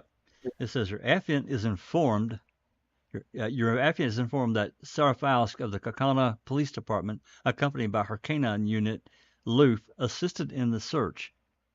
Loof is a scent-trained bloodhound who has proven to be reliable in the past. Luke was provided with a scent of Teresa Halbach near the residence of Stephen Avery. Luke detected a scent near the residence of Stephen Avery and followed it along a wood line that led in an east-west direction to Cuss Road. Luke led Sarah Fausk up to the crime scene tape, which was located in a perimeter area around of disturbed earth. The crime scene tape was approximately 40 yards from the area of disturbed earth. You Walk out to cannot it. get it. You cannot get it any more distinct than that. That goes to show that Mark Wiegert knew what had happened at Cuss Road. Same That's with right. Tom Fassbender. Jack 61. Well, just to add to what you're saying, their interest, it shows the complete difference in interest between November 7th and November 8th. What the hell were they Correct. doing? These lead investigators, you get a call from Yost or Sturtevant or whoever, and you don't, as you said, drop all the tools, what you're doing, and you go there immediately. That I don't know how that is. It's completely ignored. It's buried. Correct. And And notice, sorry, Neverly. and another thing I want you to say, if somebody is going to say, well, maybe Brutus, the cadaver dog, sniffed out somebody else, that it wasn't Teresa, because he goes on after the decomposition of a human body. Okay, fine. But we have here Luke, who was Correct. given Teresa's scent, and he is Correct. alerting over there. So, as you say, there's going to be more in your face that she was there. There's no doubt about it. You got to understand that Brutus is non-specific for Teresa Halbach. Right. Brutus detects human decomposition, general human decomposition. Brutus is not specific for Teresa Halbach, but Loof is. Loof was scented from the scent of the inner shoe of Teresa Halbach. Loof was tracking where Teresa Halbach was. Teresa Halbach's scent was at Cuss Road. Make no mistake about it. What is damning is this. You have a scent dog saying, I detect strongly Teresa Halbach scent here, 40 yards away from the clandestine burial site. Brutus is saying, I detect human decomposition here at the clandestine burial site. Put two and two together, and you have to come to the conclusion that Teresa Halbach was there at the clandestine burial site. Is that stretching? Am I overreaching, or am I telling the truth, Jack 61? Well, I think there's very strong, even if it is somewhat, I guess, from our point of view, a little bit circumstantial, because the problem is in going with what Neverly was talking about. Okay, um, Brutus sniffed out decomposition. If it's not Teresa, they've got another huge freaking problem, a huge one. Yes. But I think along with what you talked about with Loof tracking all the way over to the crime scene tape, I think it's pretty clear. It's extremely persuasive. It is. NDB. Yeah, I was just going to say it is damn good proof, but also it's kind of understanding exactly what Loof was trained for in respect to how it's sniffing the trail, because I believe that some scent dogs can smell things in the air. Yes. And the way things are blowing. And also there are other scent dogs that are actually following a trail. So it'd be interesting to know. I don't think we have the information of exactly what Loof was trained for, but it is like damn. It is damn good proof, I have to say. Yeah. Actually, I do think we have the certifications for Loof, Brutus, and oh, do we? Right. Great. I think so. Yeah, I think that Seeking Truth got a huge amount of that. I think I can't think of her name. Braun. I think she also got some of the certification material. Yes, But correct. I want to point this out. Number 13, we do not have that report. This top one up here. Yes. Julie Yes. Kramer from Canine. We do not have this report where she was at the area of disturbed earth, and I've requested that. Yes. Yep. Correct. But what is damning is that Loof bypassed the burn pit. Loof bypassed Stephen Avery's burn barrel. Loof went across the cornfield. And where Loof goes is an increasing in strength of the scent. That's how the scent dog works. The scent dog works together with the trainer. So the trainer knows whether the dog is following a false lead or whether the dog is actually following a proper scent, right? Because they work together, they train together.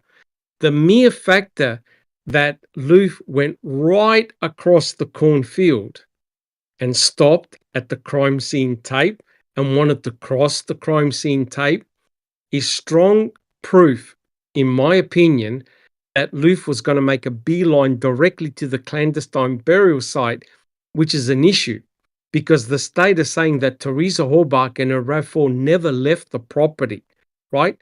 And remember, Susan had asked the question months ago, well, okay, why didn't they make it work that Stephen had committed whatever they found at Cuss Road? How come it didn't work, right? And what is interesting is that one day after Cuss Road, we have Sergeant Jason Jost finds the first bone fragment in the grass, and then they start looking, and he started pointing, I think we better look at the burn pit. So, guys, can you see that after Cuss Road, the narrative changed? Something occurred, that the so-called human bone fragments were now found in Stephen Avery's burn pit. And the question is, how did they get there? Do we have any comments so far? All right. So, Jack 61. I'm sorry, Doc. I just popped up on screen. I was trying to find this photo. You can see up here at the top left of the photo, Stephen's trailer. I'll zoom it in a little bit. Correct. Sorry, hit the wrong. Nope, no hassles. So you can see up there the Dassey trailer, Stephen's trailer. Yes. Came right down this tree line. All the way down to the perimeter of the tape. Correct. So Loof went around the van. Now look how incredible the sense of smell is of Loof, right? Teresa Horbach photographed the van on October the 31st. Loof went around the van and sniffed the van, which meant that Teresa's scent remarkably was still around the van. That goes to show how powerful these dogs are. The dog turned around. I believe Loof went to Stephen Avery's trailer, turned around, and then followed the path down the cornfield along that fence line or ridge line all the way down to the crime scene tape at Cuss Road. They rang up Sheriff Pagel, and Pagel said, do not allow Loof to cross. And in actual fact, they made Loof go another path, which is very, very interesting. So here's the question, right? Why do you call in canines? Why do you call in cadaver dogs, scent dogs, and then don't use them? Why?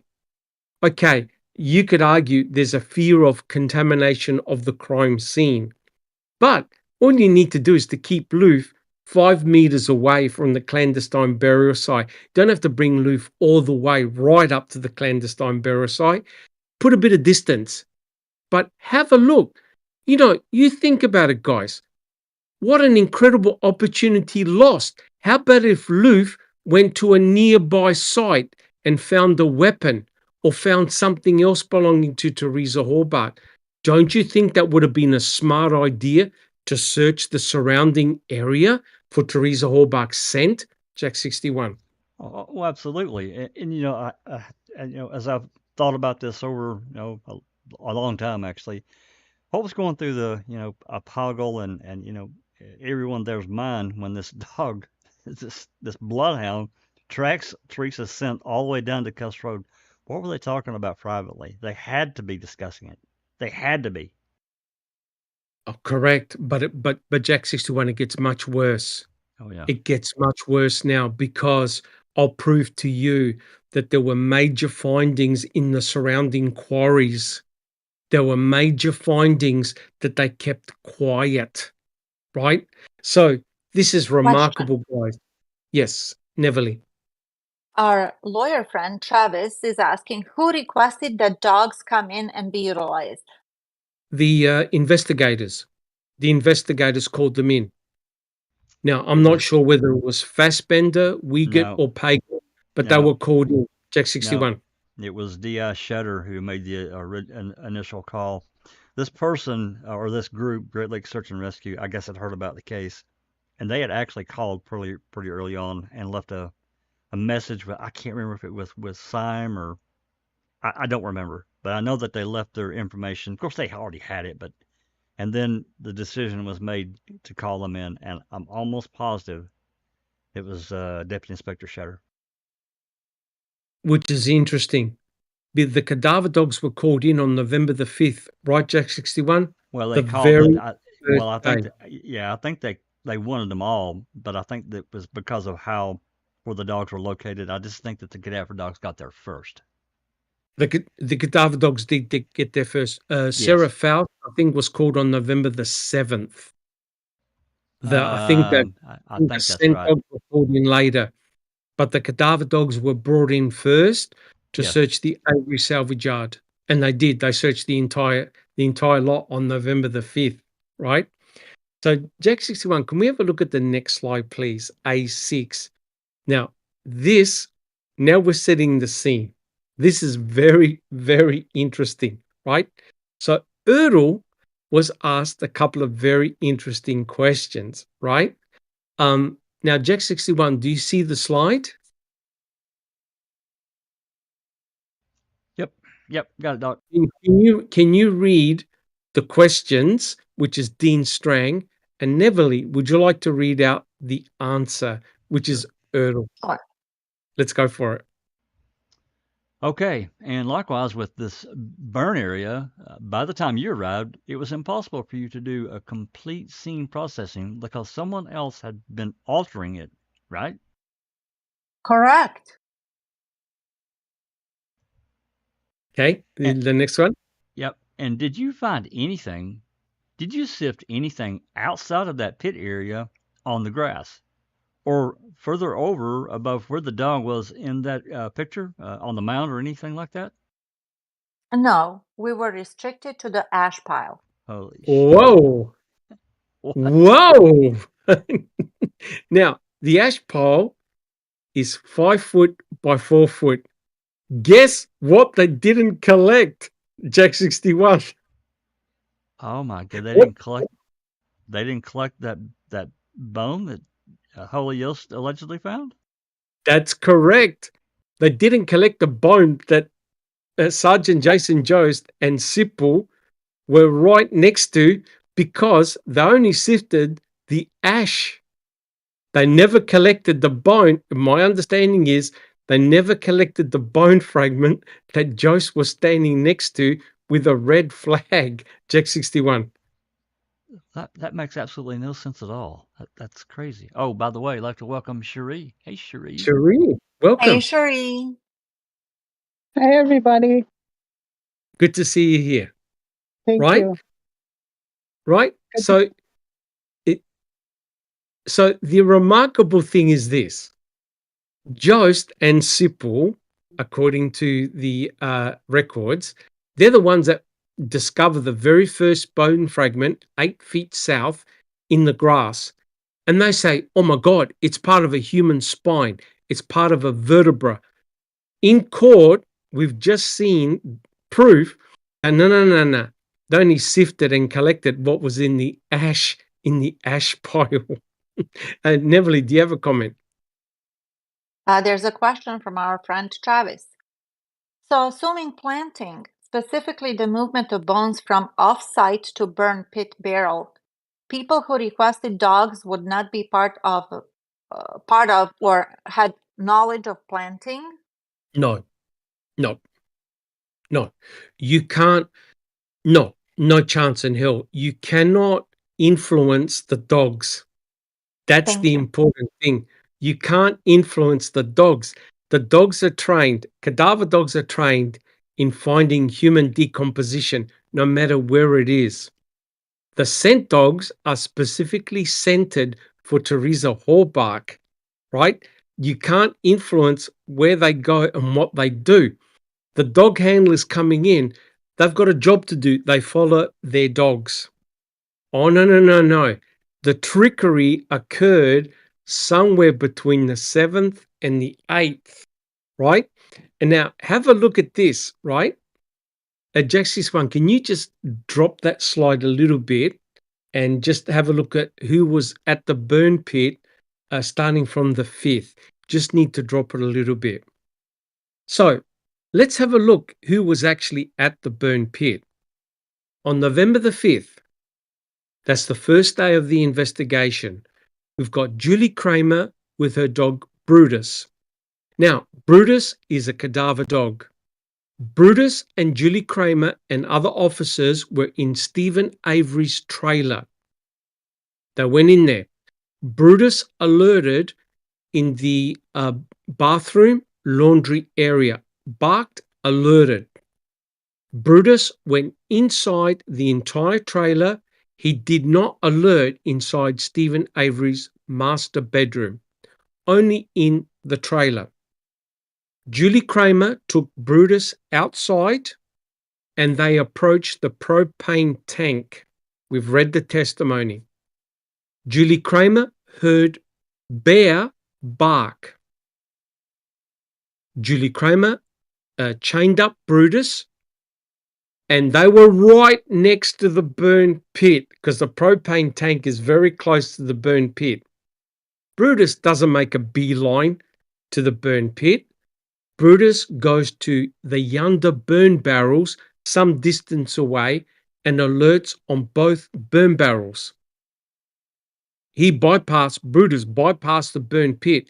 Now, if you're a trained cadaver dog and you believe that Teresa Hallbark was cremated in Stephen Avery's burn pit, guys, would you agree, and in chat, would you agree that's the highest concentration of human decomposition right there in the burn pit? And as you'll see, you will not believe it, but allegedly there was also pieces of desiccated muscle tissue in that burn pit, and pyrolysis material had to be there, which they never found. So if Brutus, who is a trained cadaver dog, detects human decomposition, Brutus would have gone bananas, and not forgetting Bear. Bear is an Alsatian dog. They're one of the top dogs with their sense of smell that can detect human decomposition. Okay, Bear is not a trained dog, but Bear would definitely be sniffing that something is not right. Brutus bypassed the burn pit. Tom Fassbender admitted that there was no dog hit. Correct, guys? There was no dog hit on the burn pit. Otherwise, he would have brought his resources down there. Do we have any comments?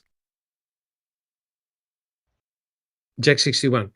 He did admit it at trial that the dog didn't hit on the burn pit. And, I think in other, even if it's maybe somewhat of a circumstantial standpoint, we've kind of shown that that's exactly what happened. And I guess the real question is what did Brutus hit on the 5th in the burn barrels? Dassey burn barrel number 2 and the other. Yeah. I don't know. I do not know because they weren't searched that night. They That's weren't right. searched that night. Correct. Do we have a question from Travis?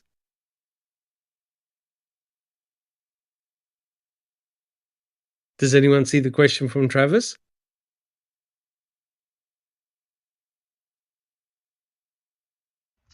Just Rhonda. Oh, go ahead, Rhonda. He said, Travis asks, if you are planting bones, you wouldn't call in dogs, would you? To avoid having dogs go to Cuss Road, because you know the dogs are going to go where they need to go. Correct. But here's the issue. They never found anything on November the 5th, right? In my opinion, the first cremains that were found on November the 7th. But here's the kicker. Why didn't they declare Cuss Road as a major crime scene? Why didn't they blame Cuss Road on Stephen? They never did. Jack 61. Yeah, that's an excellent question. It's a great question from Susan that I just don't know that we can answer with what we've got. I just don't think we can. But it gets better. Oh, well, I'm Sorry, just, Jack. no, I just have as a comment as a reasonable person that has no training with the scent dogs, just what I've read and, what others have said. The scent source is always their goal. Following that scent source that scent to its actual source is what they're trained to do. I have read that. Correct. And there was a comment here by Nan's Life that said, if Brutus had have picked up a scent in Burn Pit, Bear wouldn't have stopped Brutus from alerting, period. Correct. Even if, remember, these are dogs that can scent a human decomposition from a long distance away. Bear was chained up. Brutus would have kept on barking and alerting to his dog handler, Julie Kramer, to say, yeah, I detect human decomposition here, right here. Here's the highest concentration of smell, which tends to suggest that there were no human cremains in that burn pit on the night of November the 5th. It is indicative that cremains were moved from another location to the burn pit. Why? Look what Sergeant Jason Joe said. I started to put all this together, and he remembered the fire that had been seen by Josh Rodont. And where was Sergeant Jason Jost on the 7th? He was in Rodont's pit, where Growell said he smelt something on October the 31st, and he said it was coming from the Avery salvage yard, and it couldn't because the wind was blowing in the opposite direction. And Sergeant Jason Jost was also in the Manitowoc County gravel pit with cadaver dogs. So it's all starting to point, okay, here's what I reckon happened. They found human cremains. They found evidence of Teresa Hallbach, but it was off the property. If you're going to blame Stephen, isn't it easier just to put everything associated with Stephen, i.e., the key in the bedroom, the plates on the property, the car, they already did the car, and the victim in his burn pit, and then months later, Ida Meffel just falls on the sky. So notice what they've done is to make it airtight. They wrapped Stephen up so tight he couldn't get out. Jack 61. Yeah, and the electronics were found midday on the 7th, isn't that right? In the burn barrel. Yeah, Bessiders, I think like at 12:30. I don't know. It just, I can't prove it, just like everyone else. But my suspicions are they found something significant at Cuss Road. That's the reason it was treated the way it was. Can't prove it. That's just what I believe. So put it this way, right? You don't need many people for it. Get it out of your head. You don't need many people for a conspiracy. 99% of those officers were doing their job. That's right. Right? They just reported what they found. But people who had their hands on the forensic evidence can manipulate it very, very easily. And in their minds, if they're going, we believe Stephen killed Teresa Halbach, but in a court of law, this is not going to look good. If we say, oh, we found human parts in the quarries, if we found them in the Cuss Road, but we didn't find any of them in in the Avery salvage yard, how are we going to make this work? It makes no sense at all.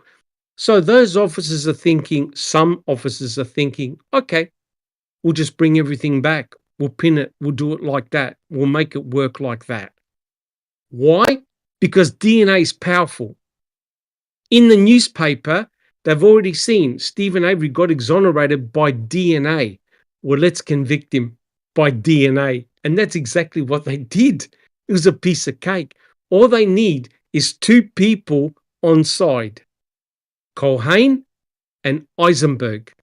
That's all they need. The person who did all the acquisition of the swabs, Culhane, the person who examined all the cremains, Eisenberg. That's it. That's all you need. And you need someone motivated enough to drop bones in the burn pit. Who, and we're going to have a look, who likely did it? I think it's pretty obvious. Guys, do we have any comments? So, Andy B, did you have a comment?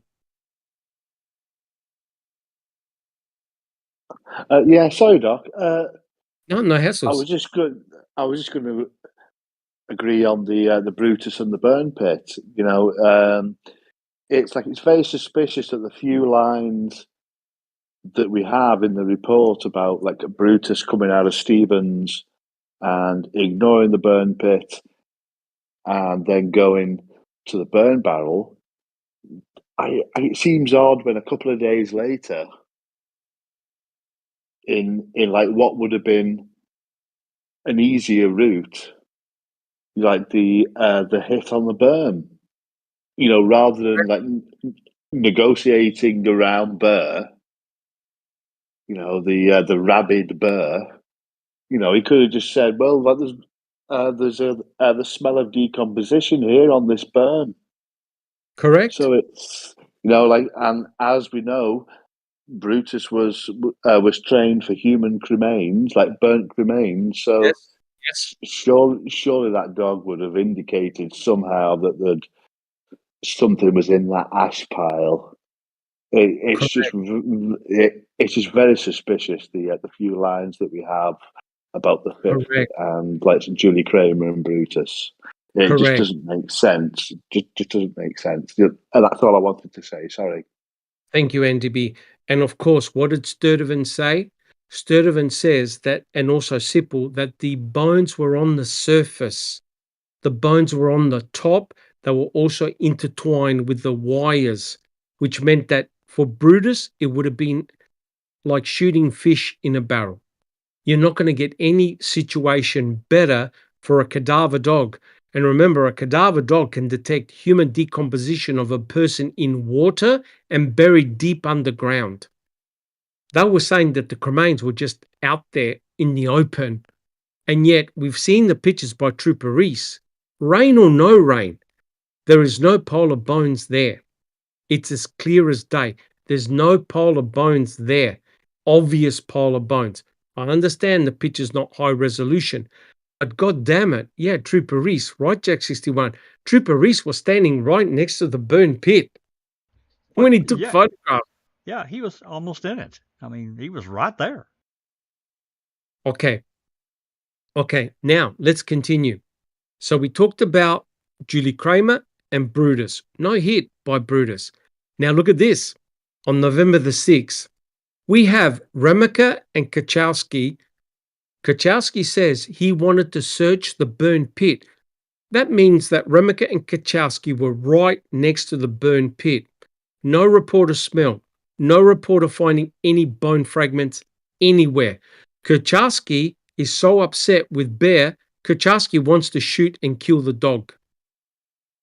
Right? So they're at the burn pit. Now, here's the interesting thing and a crucial find by Duke. we have Bucket Man. Bucket Man is not a family member.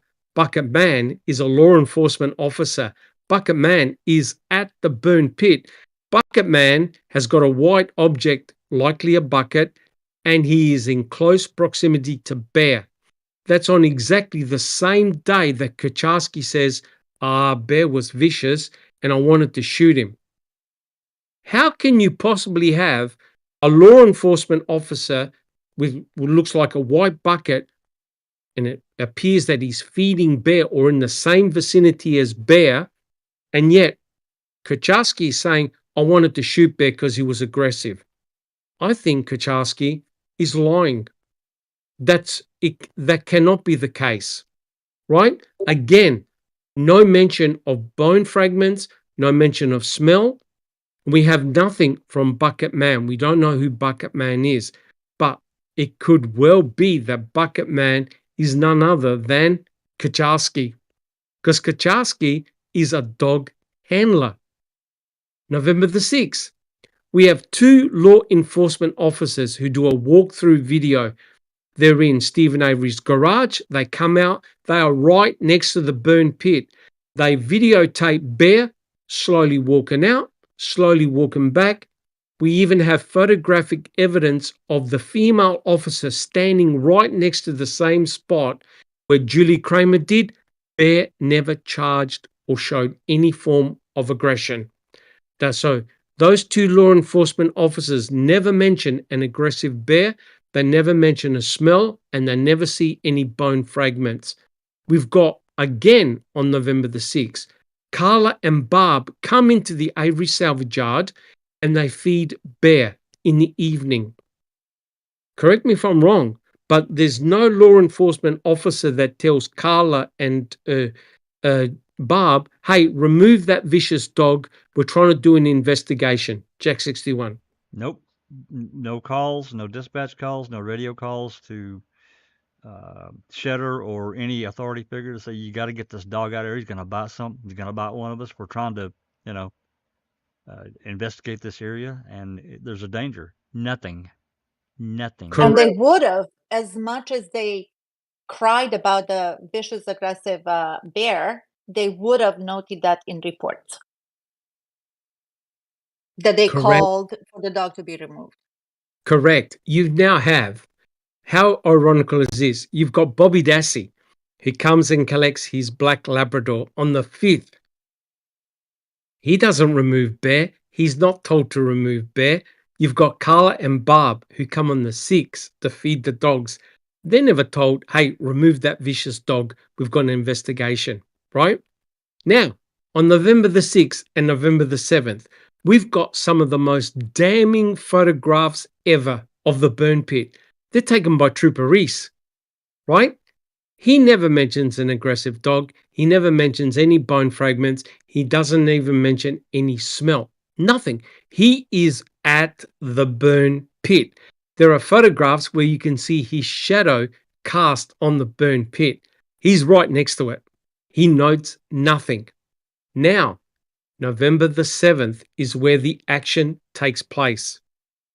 We've got, who writes a report, we've got Jost with Koenig and Wilterdink. They're told, now believe it or not, they're told to feed Bear. For some unknown reason, these are people looking for Teresa Horbach. Somehow Jost says, I was told to feed Bear. And they're at the burn pit. And we can see a picture on November the 10th of dog food on the ground, untouched. Now, Jost had to know that the white bucket was full of dog food, right? Because he mentions the buckets where the dog food is kept. And there would have been plenty of water because Carla and Barb were there one night before.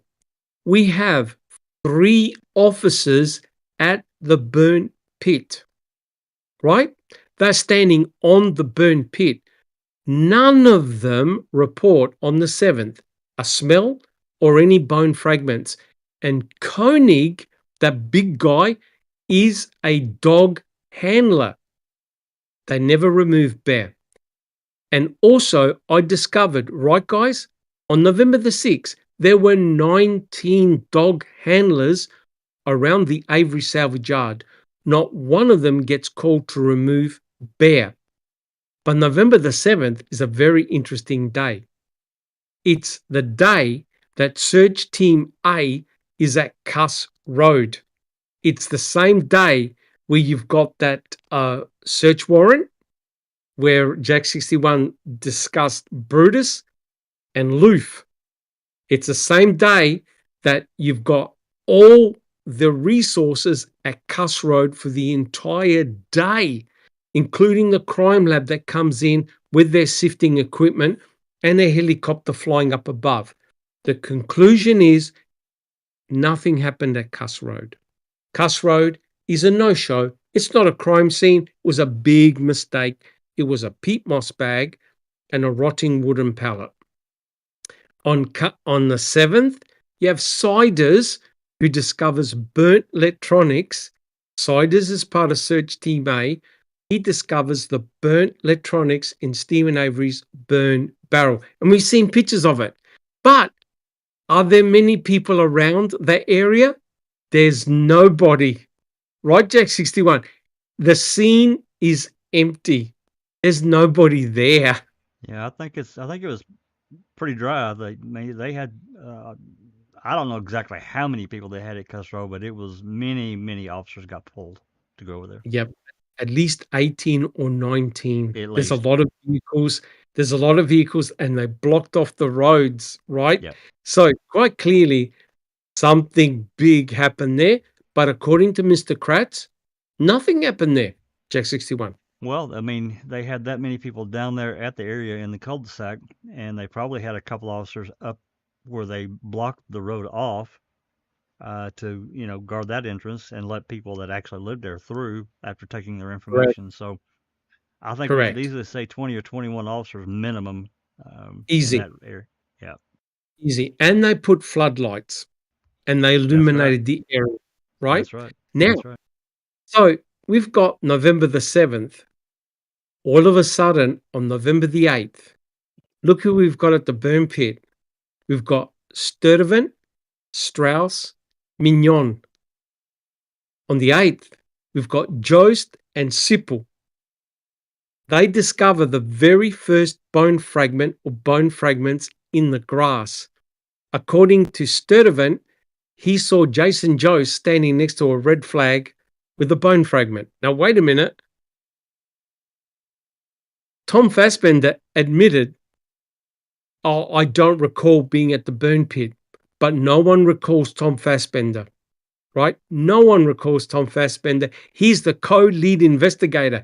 If he went to Cuss Road one day prior, all because of a rotting wooden pallet and a peat moss bag, don't you think Tom Fassbender should have dropped everything and ran over to the burn pit where they found burnt bones? Jack 61. Him and Uyghur both should have been over there directing traffic and, taking notes or whatever. They're the lead investigators, and they're not. All right, there. let me ask a question. Yeah. Was crime scene tape put up on November the 8th? No, I don't think they put it up to the 10th, but I'm not positive on that one. 10th. That at least there was no crime scene tape on the 8th. They put a blue tarp when they left. Yeah, I know they covered it with a tarp and said, "It's getting dark, guys. We got to go." Correct. It got dark. Does not add up. And I know they had access to floodlights. I know that. Correct. Yet for a peat moss bag and a rotten wooden pallet, they put floodlights at the clandestine burial site. Right. Right. Okay. So on the 8th, what do? They call in the crime scene lab and they bring in their sifting equipment, right? So when Earl said, I never took any photographs because the obviously the scene had been tampered with. Well, guess what, guys? Sturtevant, Jost, and Sipple were at the burn pit. The only people that could have tampered with the crime scene was Sturtevant, Jost, and simple. Unless Ertl saw the burn pit prior to the 8th, came back on the 8th and said, guys, you got to be kidding. What do you think, Jack 61? I felt certain he had already, made a, just a cursory look around the property, and he could see that shit had been moved. That's just what I believe. I can't prove that. He didn't say it, but the very fact that he refused to take and document, memorialize the burn pit on the 8th, that tells me that's exactly what happened. Correct. Now, Ertl did not want anything to do with it. He refused to do proper documentation.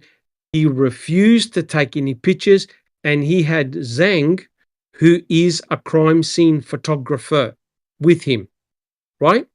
And quite clearly, they had no idea what they were doing because they asked Ertl questions when they were sifting, right, Jack 61? Do you have a comment? I do, and it's to add to this lack of photography, and we've all tried, many of us have tried to get more photos. Another really curious thing about Trooper Reese and Trooper Judge, they were there. You can look at their paperwork. They were around on the 8th and 9th as well. They were there all week. No photos from They were not Reese. called in. No photos for the 8th or the 9th, even though they had, taken hundreds of photos, or they ended up taking hundreds of photos. It's really curious that for the 8th and 9th, there's nothing from the Wisconsin crime reconstruction unit. I found that really curious, and I don't know why. Correct. And let me tell you this before I get Andy B. The behavior of the major crime scene investigators was that the burn pit was a no-show. It wasn't a crime scene until those bones magically got pointed out by Jost prior to the 8th. Unlike what Kratz said about Bear, which we know that's rubbish, it was never regarded as a crime scene. Because remember, if you're looking for Teresa Horbach, where do you start? You start where she was last seen. You think that Stephen Avery is your number one suspect? You start from his trailer, his garage, and you fan out. Oh my God, there's a burn pit. Oh, well, let's check it out. They never did until the afternoon of the 8th, NDB. And let us not forget, Doc, the little nugget that Susan pointed out the other week with Mignon's report, where she stated Correct. before the bone was found that the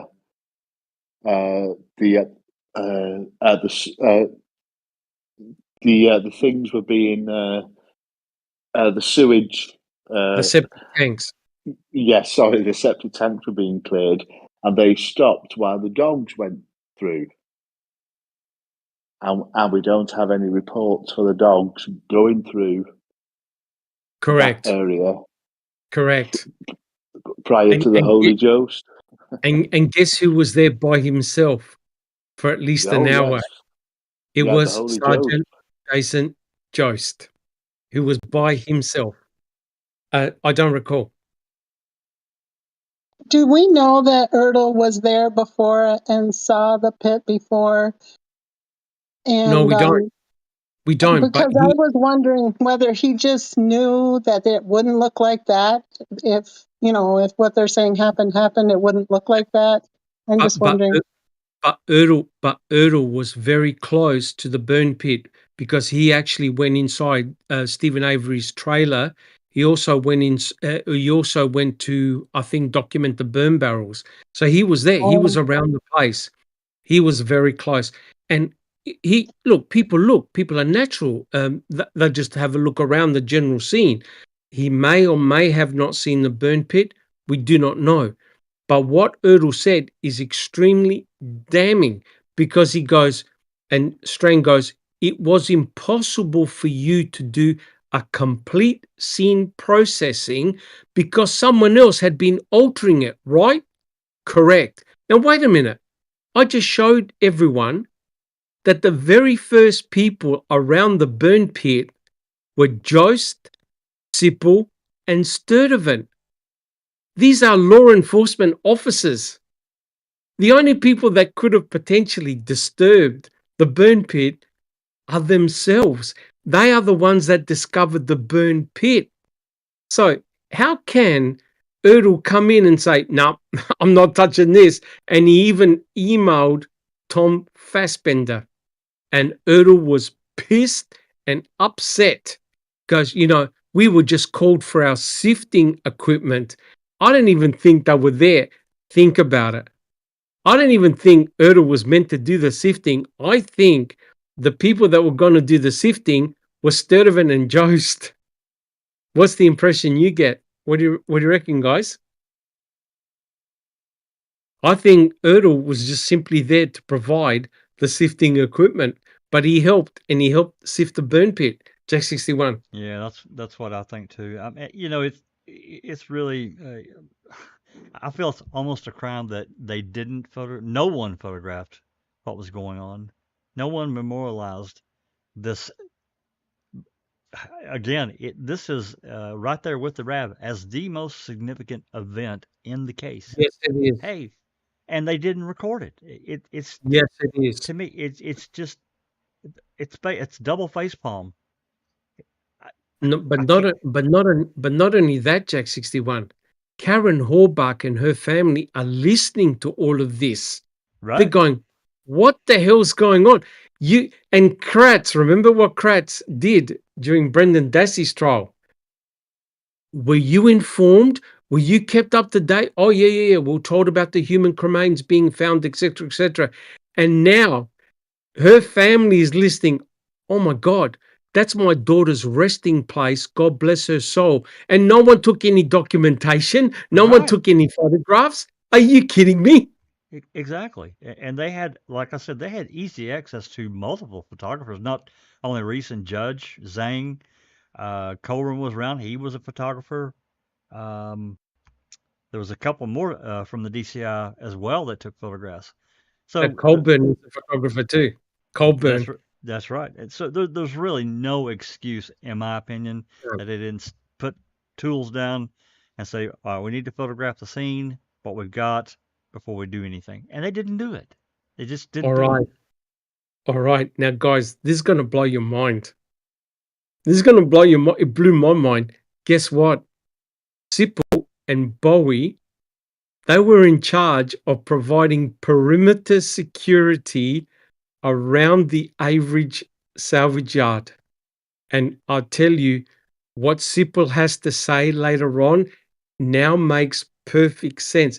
These guys provided relief and provided security around the perimeter of the Avery salvage yard. Now, guess who one of them was? Sipple, the co-discoverer of the very first bone fragment at the burn pit. Do you guys have any comments? Who knew that? I didn't know that. Who knew that? Jack 61. Yeah, I'm sure I've read it, but I forgot until you mentioned it here. Yeah, yeah. Did he discover, or did Jost kind of point it out to him? They apparently, according to Sipple's report, they were co-discoverers of that human vertebrae bone. Co-discoverers. Neither one of them were tooting their horn. Nope. Like we cracked the case. In fact, they didn't want anything to do with those cremains. Yeah, remember the phone call? Remember the phone call? And Sipple and Joe says, oh, I just pointed to them the bone. And then Sipple asks him, but wait a minute, didn't you help sift? And he goes, yes. Well, the arson investigator wants a report. Uh-oh. All right. Jack 61, do we have any questions, Neverly?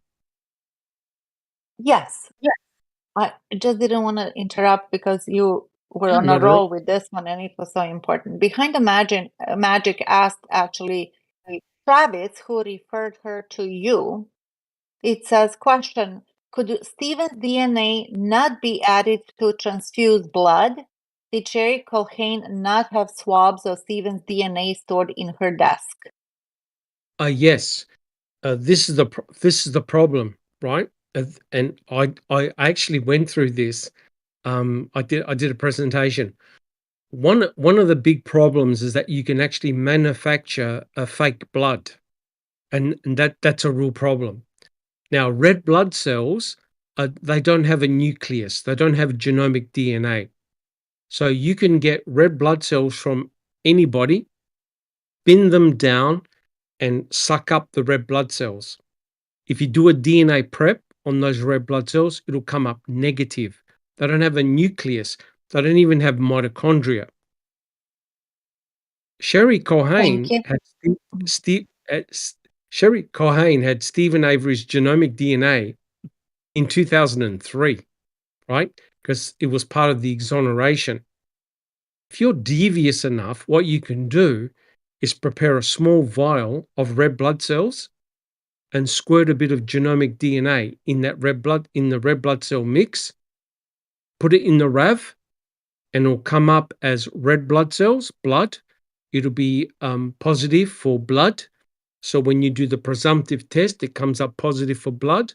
When you do a PCR, guess what you get? Stephen Avery's genomic DNA profile. So Question. it's If she interesting did that, let's say. wait, one moment. It's interesting Uh-huh. that Culhane is a serologist, someone that handles body fluids, i.e. blood, Neverly. Let's say that happened. We're not saying it did, hypothetical. Let's say that did happen. Would the made up blood have a different color No, not than necessarily. the No, regular? no, not necessarily. If you obtain fresh blood from somebody or they had stored blood, but remember, it cannot have EDTA in it. It can't, because the FBI did not find any EDTA. It has to be fresh blood. So if someone donated blood and then spun the red blood cells down and then added, I'm not saying this is what occurred, but this is what can occur, and you add the pure genomic DNA to that blood mix, take 1 minute, 2 minutes, and drop it in the RAV, boom, he's gone. Stephen Avery's gone. It's his DNA. And what is interesting is that the DNA methylation analysis showed that the DNA was closer to the age of Stephen Avery in 2005. It wasn't blood from 1996. So when did Stephen give a swab? In 2003. So it's more closer in age to that DNA than, say, from a blood vial. That blood in the RAV4 is not from the blood vial. It's fresh blood. Now, red blood cells don't have DNA, so you'd have to, if you're going to put DNA in there, you either obtain white blood cells from Stephen or you squirt in some genomic DNA, boom, there's your fake blood. Neverly. A question from Travis. He says, don't you have to spin the white blood cells out? Correct. You have to centrifuge the cells. So what happens is when, and I've done this many times, you take whole blood and you centrifuge it and you get a plasma up on top. You get a white buffy coat in the middle. The white buffy coat is your white blood cells and other nucleated cells. Your red blood cells, because they're heavy and dense, they're full of hemoglobin, they precipitate right down the bottom. All you do is you take a small sample of the red blood cells, boom, you're done. It'll be cell-free, as in there'll be no white blood cells down there. So you've got red blood cells, which is blood. It's got no DNA in it. You squirt a bit of Stephen Avery's DNA, boom. And mind you, I worked it out. There's actually less than half a milliliter of Stephen's blood in the RAV4. There's a tiny amount of blood. It's nothing. It's nothing, half a mil. half a thimble That's full. nothing. That's But all. didn't you also figure out that some blood was missing from the vial, I think? Yes, there was, but that's because they Uh-huh. took a sample of blood Okay. when they did DNA prep. Yep, correct. Uh-huh. And Yeah, so Travis that's is asking also, and the leukocytes? yeah, they're all white blood cells. Yeah. Anything to do that is regarded as a white blood cell, a T cell, a B cell, leukocytes, anything with a nucleus will spin out in the buffy coat. Right? The red blood cells are very dense and compact. The red blood cell is a biconcave disc. It has no nucleus. It's got no organelles. They're all kicked out because a red blood cell, as Travis pointed out in a podcast a month or so ago, the red blood cell is very flexible. It's got a very flexible membrane. It can't have a nucleus. It can't have organelles because it's got to go through fine capillaries. So a red blood cell has no DNA in it. And it's interesting that Culhane makes that very same comment in her trial testimony that the source of DNA are white blood cells, nucleated cells. Red blood cells don't have a nucleus. And that's why there was a paper written, I think it was by Israeli scientists, years ago, that they're worried that crime scenes can be faked and manufactured. And Yeah. Dark Side of the Moon says Dr. Dan Frumkin article in New York Times about bogus DNA. Correct. They're really worried now because if you can grab someone's genomic DNA, you could potentially make fake blood and create a fake crime scene. And that's the problem. Now, that's how I can explain the blood in the RAV, that it's fake blood. And who's got access to blood? A crime lab and Stephen's genomic DNA? There's only one person. That's Culhane. Yeah, And it's very interesting that thank God Tom you bumped her. And it's interesting that Tom Fassbender rang her up and said, try to put her in his trailer or garage. There you go. Boom. The key and the bullet. Done. All right. So, guys, it's quite clear that Erdl, and thank you for those questions. It's quite clear that Erdl. Thank you for answering. No problems. When Erdl looked at the burn pit, he goes, no. There's something not right here. And just to prove it, Jack 61, can we have a look at the next slide, please? Now, Tom Sturdivant, he allegedly worked in the Arson Bureau, right? So he's got a bit of experience with burn victims, right? Now, Jack 61, do you see the slide? Oh, yeah. Can you read the question? So this is Tom Sturdivant being questioned. I don't recall. Do you see the slide?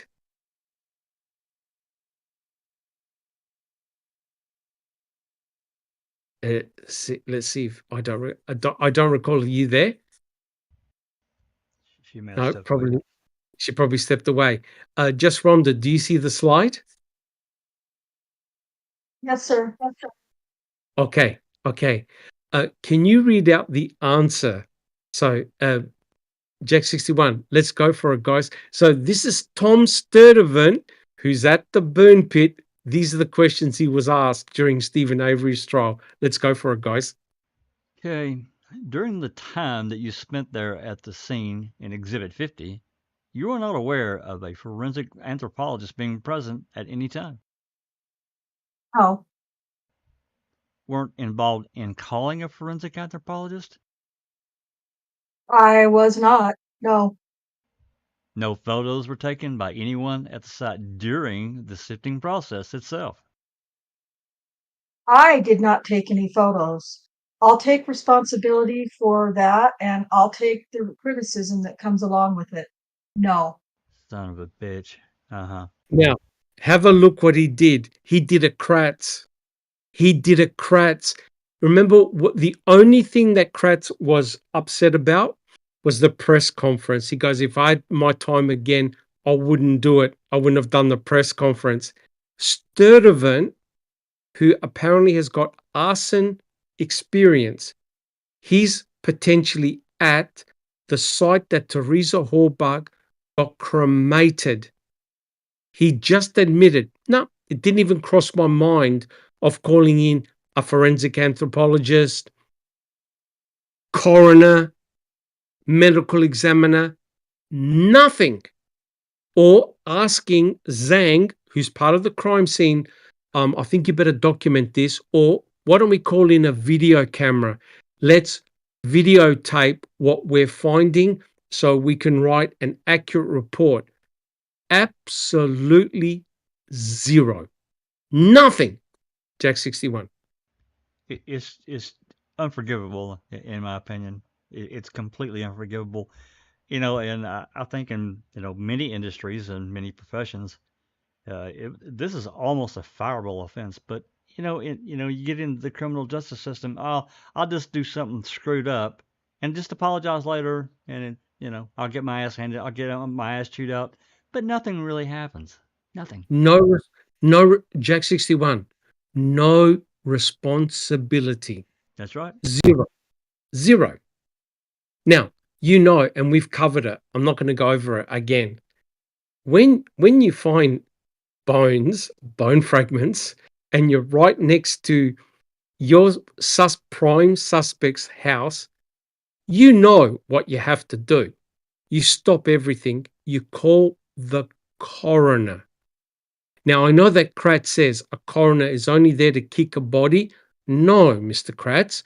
A coroner is not there to kick a body. The coroner takes over the investigation, shuts everything down, puts massive crime scene tape around the entire area, keeps everybody out, removes the dog, and does a proper analysis of the crime scene with full documentation, photography, video, and a grid.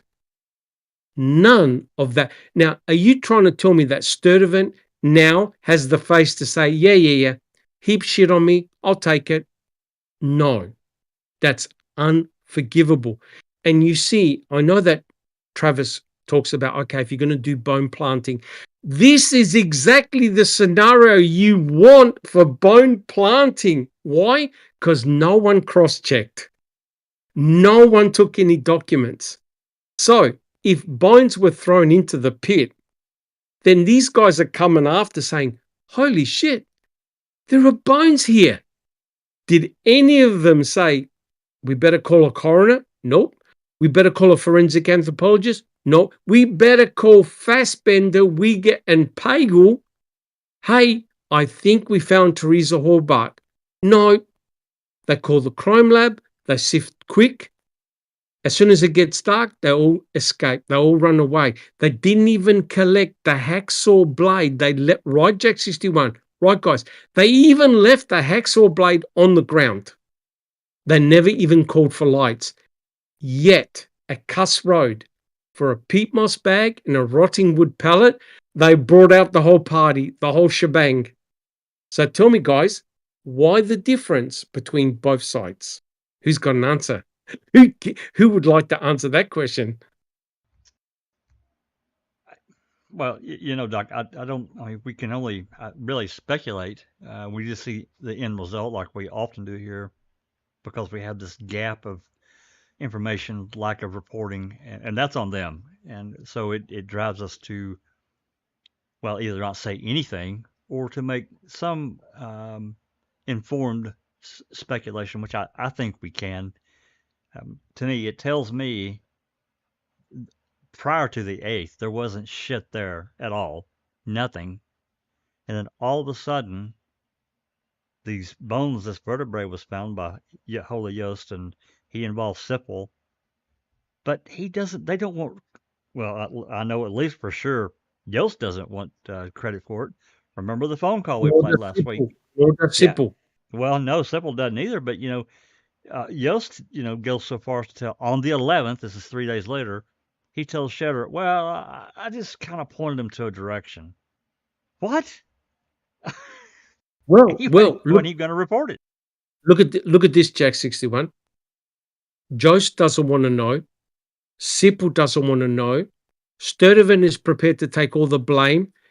And the crime scene boss, Errol, doesn't want to take any photographs because he says the crime scene is being tampered with. That's right. Are you trying to tell me that the place where Teresa was cremated, nobody wants to take any ownership or responsibility? What is wrong with this picture, Jack 61? What's wrong with this picture? I mean, to me, it reeks of corruption, and I hate to use that because then the guilters latch on. So, well, you're a big conspiracy theorist. I'm really not. I'm really not. I just know what I see. I know what they reported. I'm going from their reporting, not That's anything correct. not anything that I've created myself. I'm going by what they did, and I dare any guilter to prove me or Doc or anybody else here wrong. That's a dare, and I don't do that. We have shown their own documentation, and that's why we're building up to a picture. And guys, how fortunate are we, and how fortunate is everyone in chat that we are, by fluke, we are shadowing, convicting a murderer, because they're going to be talking about forensic evidence, and look what we're doing just before they show their cards. But we're now much better informed. Jack 61.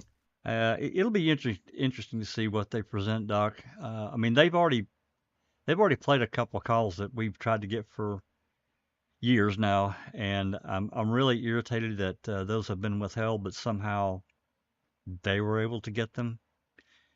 That leads into more, and I mean, it wasn't a lot of any one specific call, but there's definitely a couple of Jody calls that she makes statements that I'd never heard before.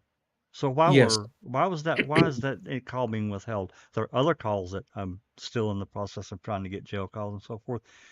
It reeks of corruption on some level by certain people. I'm not saying all these police officers are corrupt. I don't believe that. I know people here, most of us don't believe that. No. But it only takes a tiny fraction of that to make it work. Tiny. You mean a small inner circle? That's right. Right? And just keep your eyes on Search Team A. Search Team A is when everything changed completely, did a big turnaround. Neverly, is there a question that Anthony Hills has got? Yes, Dr. Silkman. He asked, what would YSTR testing confirm with A23? Thank you. What type of testing? YSTR. Oh, YSTR, if I've got that right, is to prove that it's from a male. So it's looking at the Y chromosome. Okay. So if A23, they could basically determine the alleles on the Y chromosome. So if they find the presence of a Y allele, that's what they use amelogenin for. Amelogenin is a sex marker. So with amelogenin, you can determine whether the sample is XX, which is a female, or X or Y, which is from a male. But you can do Y chromosome STR and look at the alleles on the Y chromosome. Because remember, a Y chromosome is transmitted from a male, so from your dad. So potentially you can look at other family members and look for a degree of relationship. So you can do further analysis. But quite clearly, if Culhane had the ability to re-extract A23, you should be able to get a full genomic profile, put it in CODIS, and determine, okay, as this person, is he in the criminal database, right? Is it Stephen? Can't be Stephen. Is it Brendan? Can't be Brendan. If it's a Y chromosome, it's not Teresa Horbach. That means you've got a third genomic profile, someone who bled and left their blood and fingerprint on the back door of the victim's vehicle. That's significant. So yes, YSTI, if I'm looking at this correctly, is when you're looking at the Y chromosome, which is only present within a male. Okay, excellent question. Thank you, Anthony Hills. Jack 61, can we have a look at the next slide, please? Now, if you thought things were weird, This is when things get really weird. Remember we talked about the red flag and that Sergeant Jason Jost happened to be standing next to a red flag? All right. Now, I don't recall. Do you see the slide? Yes, I do. Can you read out the questions, which is Strang's part? And Neverly, would you like to read out the answer, which is Sturdivant? So this is Strang questioning Sturdivant. Sure. It was at the burn pit in the Stephen Avery trial. Let's go for it, guys. How many sites did you see while you were at the Avery property at which you found actual and suspected human bone fragment? Just one. The one you've described here? That's correct, yes. Now, this site, though, the first fragment that you saw, was that next to a red flag? Yes, sir. The red flag was next to a sheriff's deputy? That's correct. The sheriff's deputy was Jason Jost or Jost Yes, sir. from Manitowoc County Sheriff's Department? Yes, sir. Correct. That red flag and Deputy Jost were about 8 feet south of the burn pit or the burn area you've described. That's correct. 8 feet south onto the grass. That's correct. Yes. Okay. So Red flag. that's a red flag, all right. So according to Sturdivant, he saw Sergeant Jason Jost standing next to a bone fragment with a red flag. The question is, we showed in last week's episode, there were no red flags, right? Because remember, they said that the state troopers came along and started to put red flags where they should be starting to watch or check over. Now, if you put a red flag on November the 7th at a bone fragment next to a burn pit, don't you think everyone should have descended by November the 7th at the burn pit where you found a bone fragment? Jack 61, do you have a comment? Oh, absolutely. It should have been call in the cavalry right then on the spot. Get somebody there to determine if it's human. Bring the cadaver dog in. Get a, even if they had to do whatever with bear, which I think would have been easy enough. Bring everyone in, confirm if it's a human bone or not, and if it is, you drop everything and you don't leave until you have dismantled that burn pit properly. If that means calling in the coroner, I'm just talking as a reasonable person.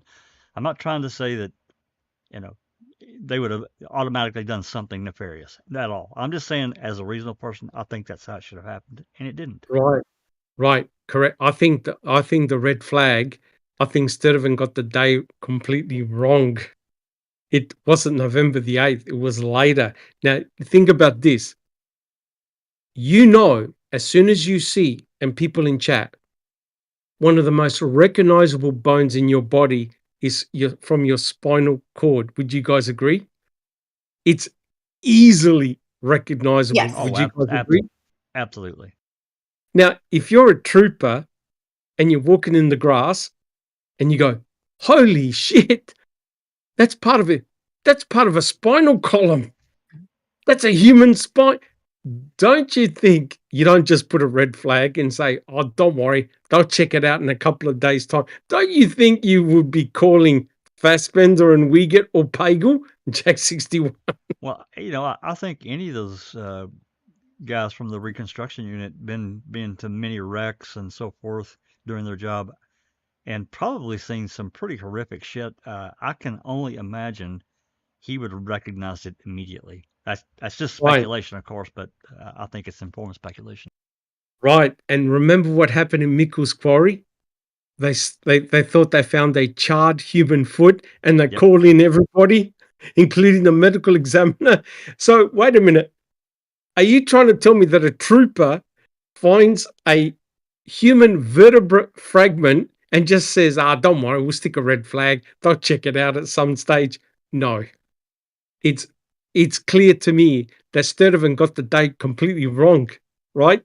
And if you have a look, Jack 61, at the next slide, slide A1A9, this is where I reckon he saw the red flag. He got the day completely wrong, right?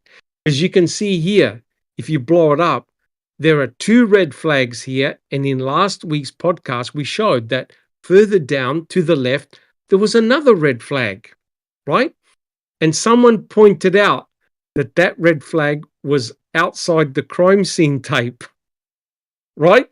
Which is very interesting because normally if you're finding forensic evidence, you put crime scene tape around it. But quite clearly you can see here, right next to the seat, are 2 red flags, right? Now, Jack 61, if we look at the next picture, we can actually determine what those red flags were around, right? So I think in that picture there, they'd removed this item. But if you look at the next picture, it's a mallet, right? It's not a bone fragment. It's a mallet. And there are no pictures of any bone fragment in the grass or in the burn pit that's in situ. None. So I reckon that Sturdivant probably saw an older picture from another day, probably on the 10th, where the investigators who were with Pevito put in red flags, and he probably got the day completely wrong. Guys, do we have any comments? Yeah, I think based on what what information we have, I think that's probably a good explanation, as good as we're going to get, at least for now. Yeah. Joyce was never next to a red flag, right? No. Now, guys, I want to do a couple of more slides. And this is going to blow your mind, right? Jack 61, can we have a look at the next slide, please? Because this is just absolutely unbelievable, right? Now, Kratz blamed Bear. He blamed Bear. The reason why no bones were found until mid-afternoon on the 8th was because Bear was aggressive. Now, we've shown that Bear definitely was not aggressive. Bobby Dassey even said during the trial that Bear was calm. But we have a problem. We have a problem, a huge problem. That is, Sturdivant, Jost, Sipple, 3 members of the crime lab are at the burn pit. They discover, Sipple and Jost discover bones. Sturdivant even pointed to the burn pit. Hey, there are bones there. But there's one problem. There's a large, aggressive German Shepherd guarding the burn pit, right? So you can see here on the left, the picture by Trooper Reese, right? He's close to the burn pit. There's Bear standing next to the ash pile, on top of the ash pile, wondering what the hell's going on. Tail down. He's not aggressive. But here's the problem. You've got the finding of bones, allegedly human bones, in the grass and in the ash pile. But the problem is, Bear, if you look at the picture on the right, with his chain, he covers the entire burn pit. The entire lot, including the propane tank. Now, if you follow the circumference of Bear's chain, he easily can get to where Bucket Man was. He can easily get to where Julie Kramer, Brutus, and the law enforcement officers were standing on November the 6th. Julie Kramer and Brutus were there on November the 5th. So wait a minute. Kratz is saying, hey, Brutus was so aggressive, he shooed away the investigators.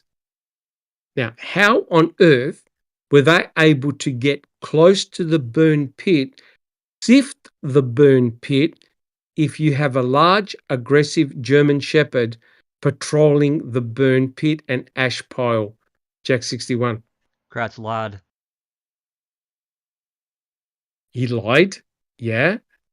But wait a minute. They said that the burn pit was sifted on November the 8th. How can that be? How can they sift the burn pit on November the 8th with a large, aggressive German Shepherd right next to their faces, Jack 61? Because the bear didn't give a damn. He didn't care. He was probably nowhere laying down watching them. And they're patting him, right? Yeah, good boy. You're a good boy. Here's right. some hot dog. Here's some hot dog. Good boy. Now wait. We have a look at the next slide. Now Strang, he's no dummy. Strang's going, wait a minute. Kratz's disposition was that no one could get next to the burn pit.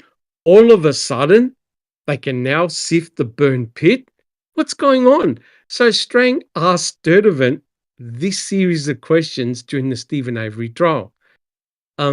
Jack, do you see the slide? Absolutely. Can you read out Strang's part, which is the question, and Neverly, do you see the answers? Yes, I do. Yep, you're Sturdivant. Take a note what he says. Let's go for it, guys. Question. Did the dog leash, so far as you know, extend that far south to the red flag of the bone fragment? It did not, to the best of my knowledge. While we're at it, the dog we saw in the picture, did he or she stay there the entire time you folks were sifting and going through this burn pit? No. It's my recollection that the dog was removed, I believe, prior to the sifting. So I thought the dog was removed at some time between the time that we contacted the crime lab and the time that we began our sifting. Really? And that was a matter of asking an officer to come and remove the dog? I'm not certain who did that, but I believe the dog was removed by, could have been the animal control officer. Okay. That was a matter of just simply making a phone call and getting somebody to do it? Yes. Well, I can tell you right now, we don't have that fucking phone call. Yeah. Because there never was one. Right. There never was one. Kratz would have slid underneath his desk. He's going, Sturdivant, what the fuck are you saying? So this is interesting, right? Kratz all along said, hey, no one could get next to that burn pit. Why? Because of a large, aggressive German Shepherd. Sturdivant is saying, oh, yeah, that's right. Somebody removed Bear before we went and did the sifting. And he said, and Strang said, oh, that was just a matter of making a phone call. And he goes, yes. So wait. November the 5th, November the 6th, November the 7th, half of November the 8th. No one had the nous to say, we better remove the dog. And Sturdivant just said, oh yeah, they just called animal control. But they never did. We know that Bear, what day was Bear actually removed? November On 9th. November the 9th. Right? And we got the log out sheets where 2 vets came and took Bear away.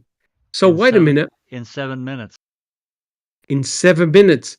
So I think Duke made the point, well, maybe they took Bear and put him somewhere else. We know that Bear was there on the 7th because we've got photographic evidence. So now, are you trying to tell me because they found a bone in the grass, it was now time to remove Bear? And all they had to call was animal control, even though on the 6th they had 19 dog handlers. Kacharski is a dog handler, Koenig is a dog handler, and no one thought about removing Bear. I smell bullshit here. Yeah, you're right. And who was the one we listened to that phone call who was not even aware that Bear was there? That's correct. Remember that phone call, Jack 61? That the guy on the phone saying, "What dog are you talking about? There are no dogs here." Yeah, that was Shedder. He was partially running the whole operation. What dog? There's no animals here. You're crazy. Correct. And Barb, remember, Barb came back on the 8th and fed Bear. So wait a minute. Do we have an aggressive dog? Yes or no? We can't have an aggressive dog. There's no record of a dog handler. Have you seen any documentation? Andy B, have you ever seen any documentation of a dog handler coming in and removing Bear? No, apart from the 9th, where they came in for 7 minutes. That's about it, really. Correct. Now, isn't it amazing that all of a sudden Sturdivant goes, oh yeah, that's right. We wrote in a report that he was a large, aggressive German Shepherd. How the hell did we get close to the burn pit? Where you can imagine the scenario where you've got all those guys at the burn pit and Bear's muzzle is right next to their faces going, uh-oh. It's quite clear that either Sturdivant is bullshitting or they actually called someone to move Bear somewhere else, right? So he wouldn't interfere with the sifting process. But there's no report of anyone moving Bear. Is anyone aware of, people in chat, is anybody aware of a report of them moving Bear? I've never seen one. Not that I've ever seen, Doc. Could they have locked him in his kennel? Locked him in his kennel. Correct. It's just completely crazy. But like I said, how embarrassing is it for Kratz, who just beat his chest? Oh, no. He was aggressive. We couldn't get near the place. And then Sturdivant says, oh, yeah, it was just a matter of a phone call. That's it. And Sturdivant is not even sure when that happened. And Sturdivant would have been right at the burn pit. It honestly makes no sense at all. All right, Jack 61. I reckon we do a few more slides. How long have we been going so far?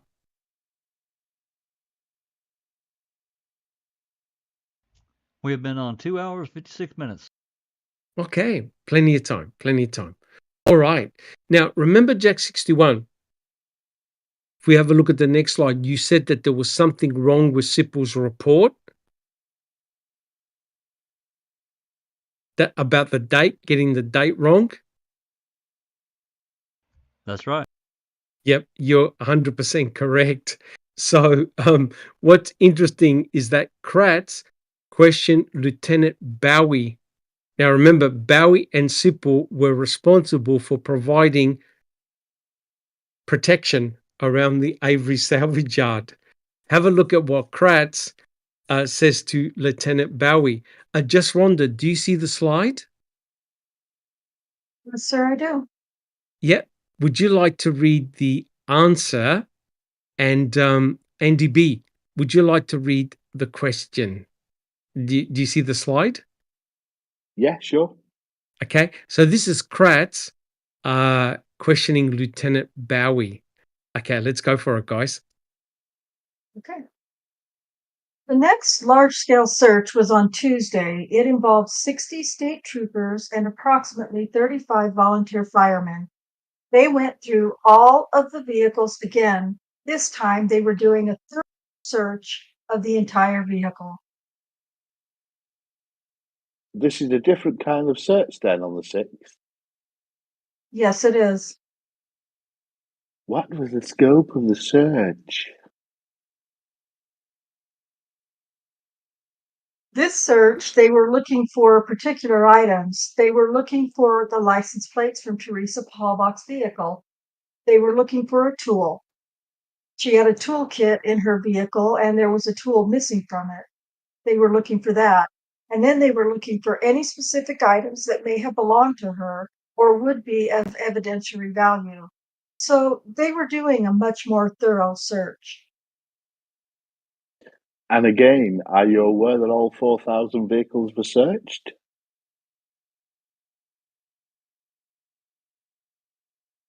Yes, they were.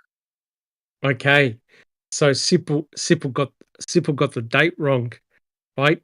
The troopers weren't there one day prior they were there, the 60 troopers, they were there on the same day the bones were found. And Jack 61, you're going to make a comment about the tool? Jack 61. I am. They never. I mean, the lug wrench that they found came from an emergency roadside kit. That was not part of the Toyota toolkit that came with the car. And as far as I know, they never found that lug wrench. As far as I know. You mean the blunt and bloody object? Well, yeah, yeah, it's exactly right. Right.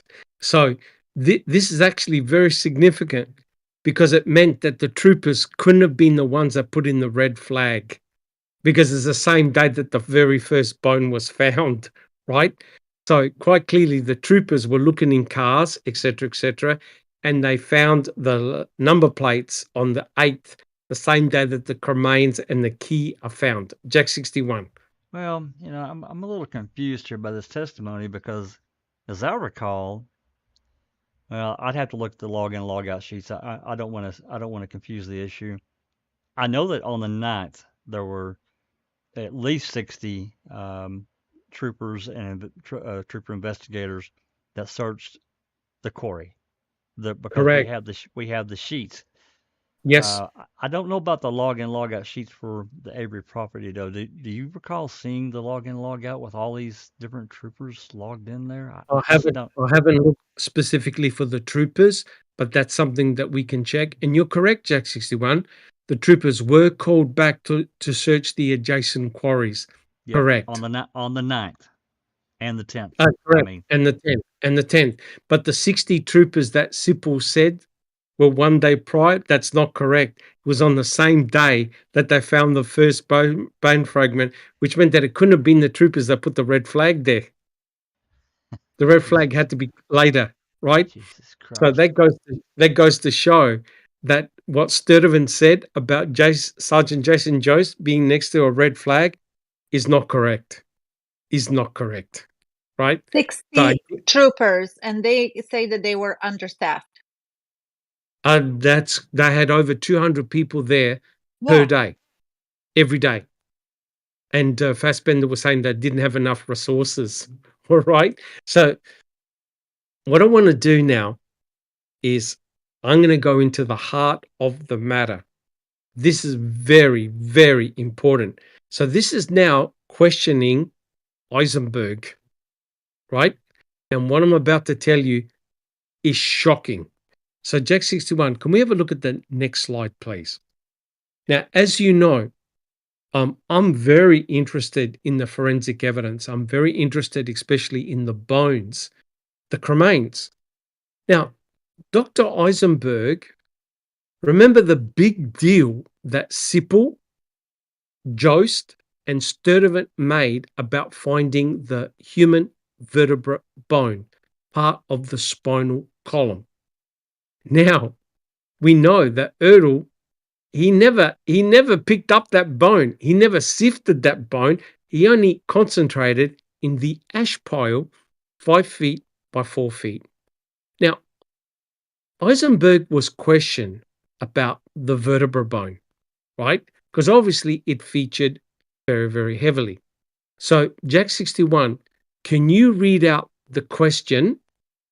And Neverly, can you read out the answer on both sides, that the answers are Eisenberg?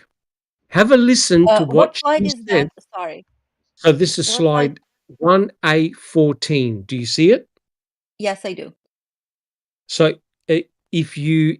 so we'll start on the left side. Eisenberg was questioned about what she found and the vertebra bone. Pay close attention. Let's go for it, guys. Question. Okay, you identified one or more portions of the spinal column or the vertebrae. Fragments from the spinal column, yes. More than one? I believe there were. So so she's basically, see what she said? Fragments from the spinal column. Fragments, not an intact vertebra, but it gets better on the right-hand side. Let's go for it, guys. Question. All right. And then I was at least one greater area of generality. And again, I'm sorry, what I fumbling around, but the vertebrae that you found are not necessarily in the same part of the body, so to speak, as a scapula. Scapula. Scapula. I didn't find any whole vertebrae, but portions, I believe, of facets that allow one spinal element to stack up on top of each other. Sorry, this is facets. There is facets. Of facets that allow one spinal element to stack on top of each other. So what we think of as a spine, most of it is that honeycomb bone that Right. doesn't survive well in heat, fire. So there were isolated fragments that could be identifiable as to location, but I could not tell. I could not tell you where along the spine they came from. Now, Wait a second. What? no, yeah. You want me to interpret what she just said? Yes, please. She never found an intact vertebra, and the spongy honeycomb part of the vertebra disappears as a result of a fire. Now, what did Sipple and Jost state that they saw in the grass? Part of the spinal And column, a vertebrae. part of the The, spinal the column spongy thing, the and honeycomb. the honeycomb. Now, He went on and on and on about yep, that in specific because remember, he could recognize it. yep, correct. And what did he say? I remember as a child, we slaughtered our own animals, Yep. and that's what I remember seeing.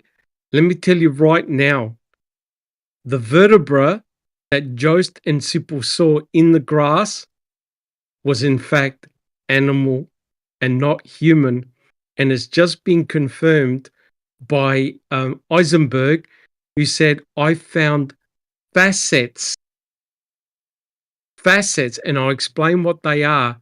I never found an intact vertebra.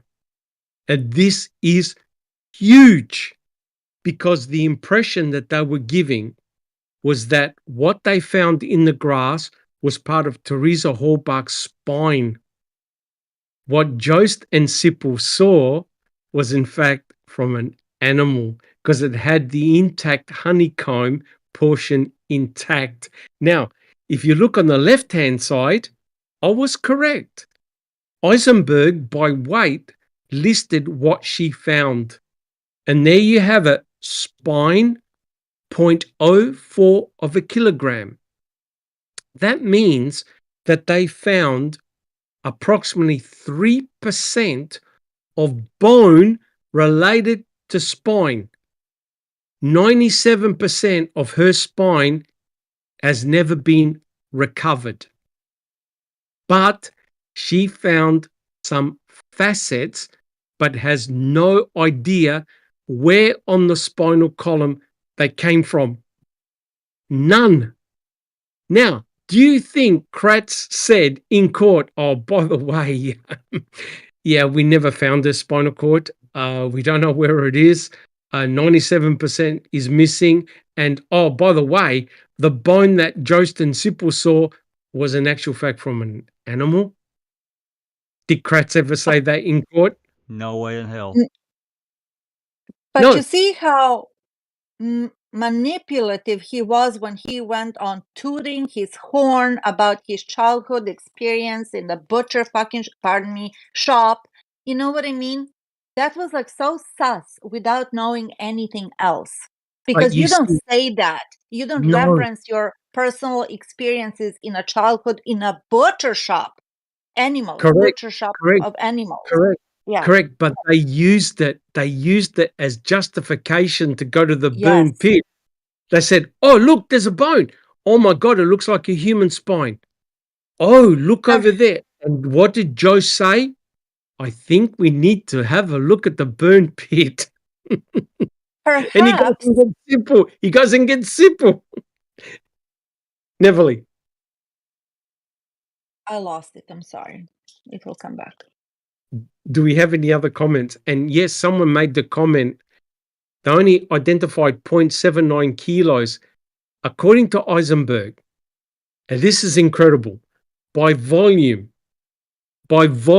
as in the total amount of bone found, up to 60% of Teresa Halbach's skeletal remains have never been found.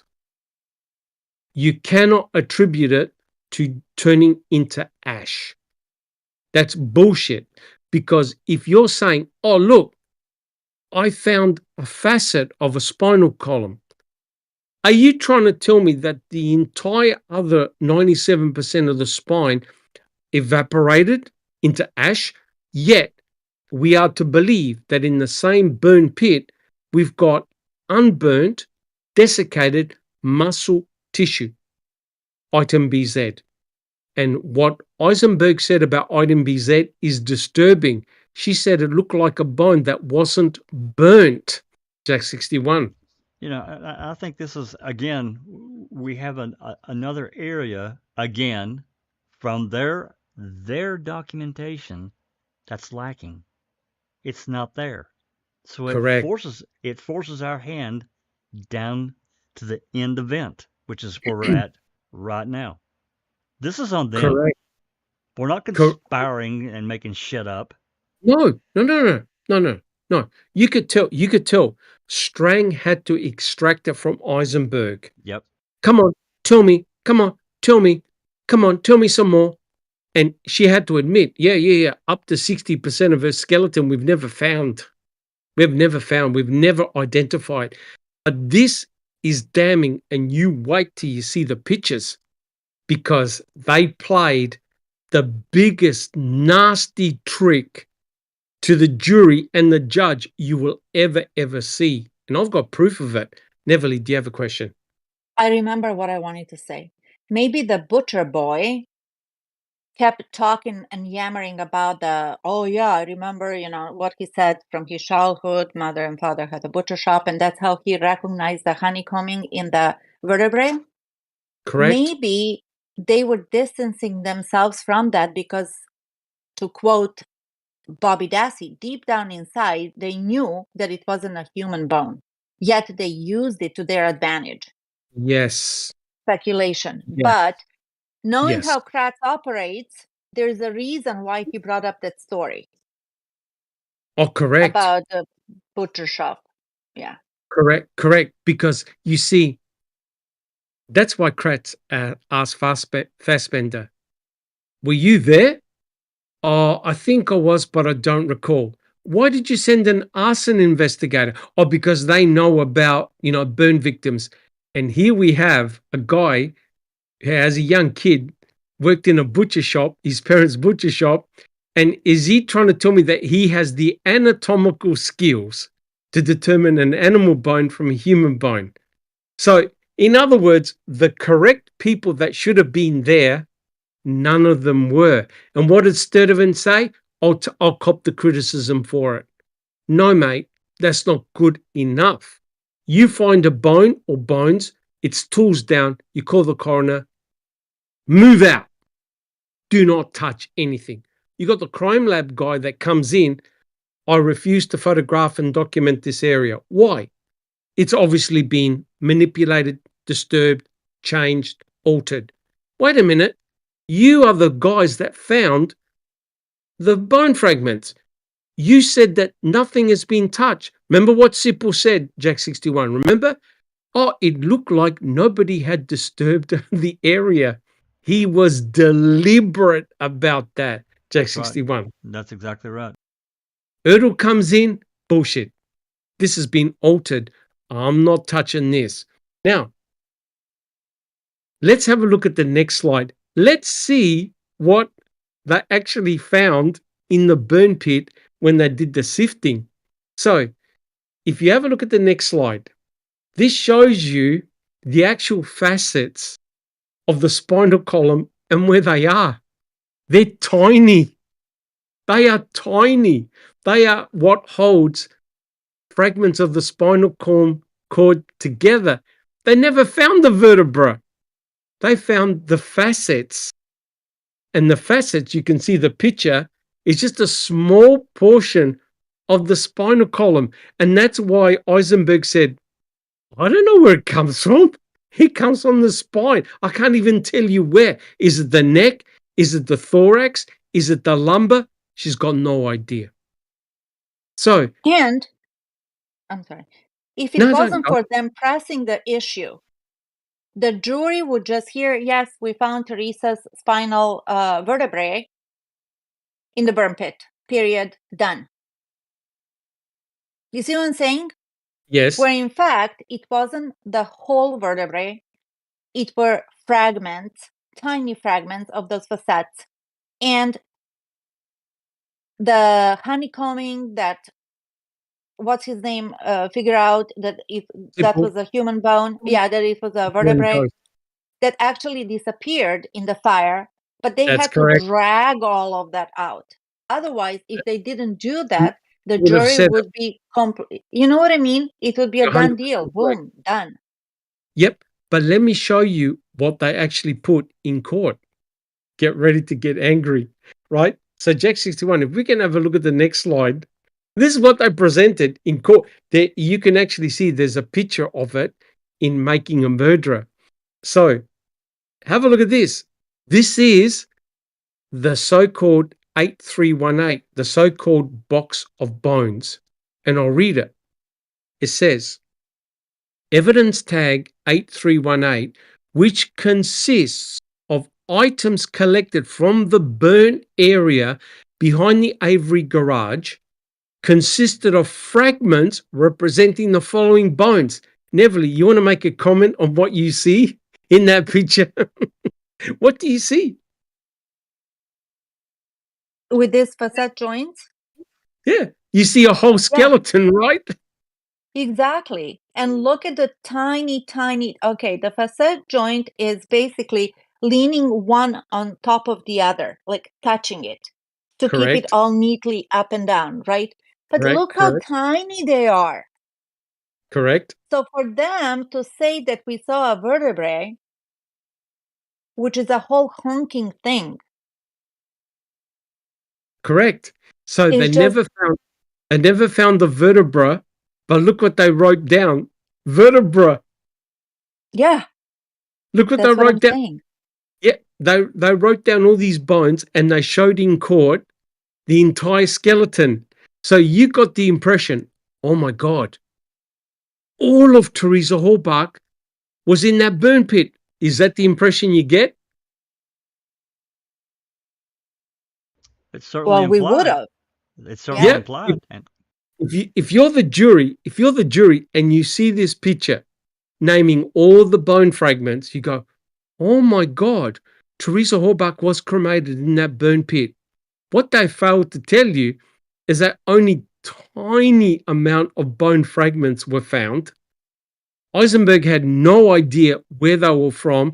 She didn't even know whether they were leg bones or arm bones. That's the trouble. That's why you see arrows pointing to the arms and the legs, because they're long bones. They don't know where they came from. But to give the impression that they found an intact spinal column and they say they found vertebra is just ridiculous, right? And the jury's looking at this going, I found bones representative of the entire skeleton. Yeah? Or where's the rest of it? Where's the other 60%? How come you found no bone intact? How deceitful was it when they put up that diagram of a skeleton and they implied that they found every single freaking bone when the trunk is missing, first of all, and then how deceitful of them is to crop pictures of the item BZ and everything that was in that tag number. Correct. And now with this also. Correct. So they are basing their whole narrative over or around like 2% of what's actually going on. Correct. It really is an illusion. They're selling an illusion to the judge and to the jury. Jack 61. Yeah, I think that, this is really important, and you know, a large reason why I have invested so much of my time and effort to understand what Kratz and Fallon and Gahn did at trial. It's so super misleading and manipulative to the judge and the jury. It is. It just makes me sick to think that someone like Kratz would get away with what he did, and he did it intentionally. Oh, It, correct. it's just sickening to me, Doc, because if our justice system, and I'm not trying to get off track here at all. I'm just going to make this comment and let it go. If if the rules of the game, it is an adversarial system. I get it. However, when the rules of the game are allowed to go this far to manipulate the jury to this degree, it's wrong. And the checks and balances didn't work. They just didn't. And they were allowed to get away with it. And the jury got screwed completely. The judge got screwed completely, and so did the public. And as far as I'm concerned, there's a murderer that's free and has been free since 2005. That's my opinion. Correct. Correct. Now, it actually gets worse. It gets worse. Sorry, Neville, did you have a question? Well, I was going to say that's why Kratzman was the perfect man for the job. Because A, he has the skills of manipulation and, of course, the law. He didn't pass the bar. We know all of that and whatnot. He's the diploma privilege guy.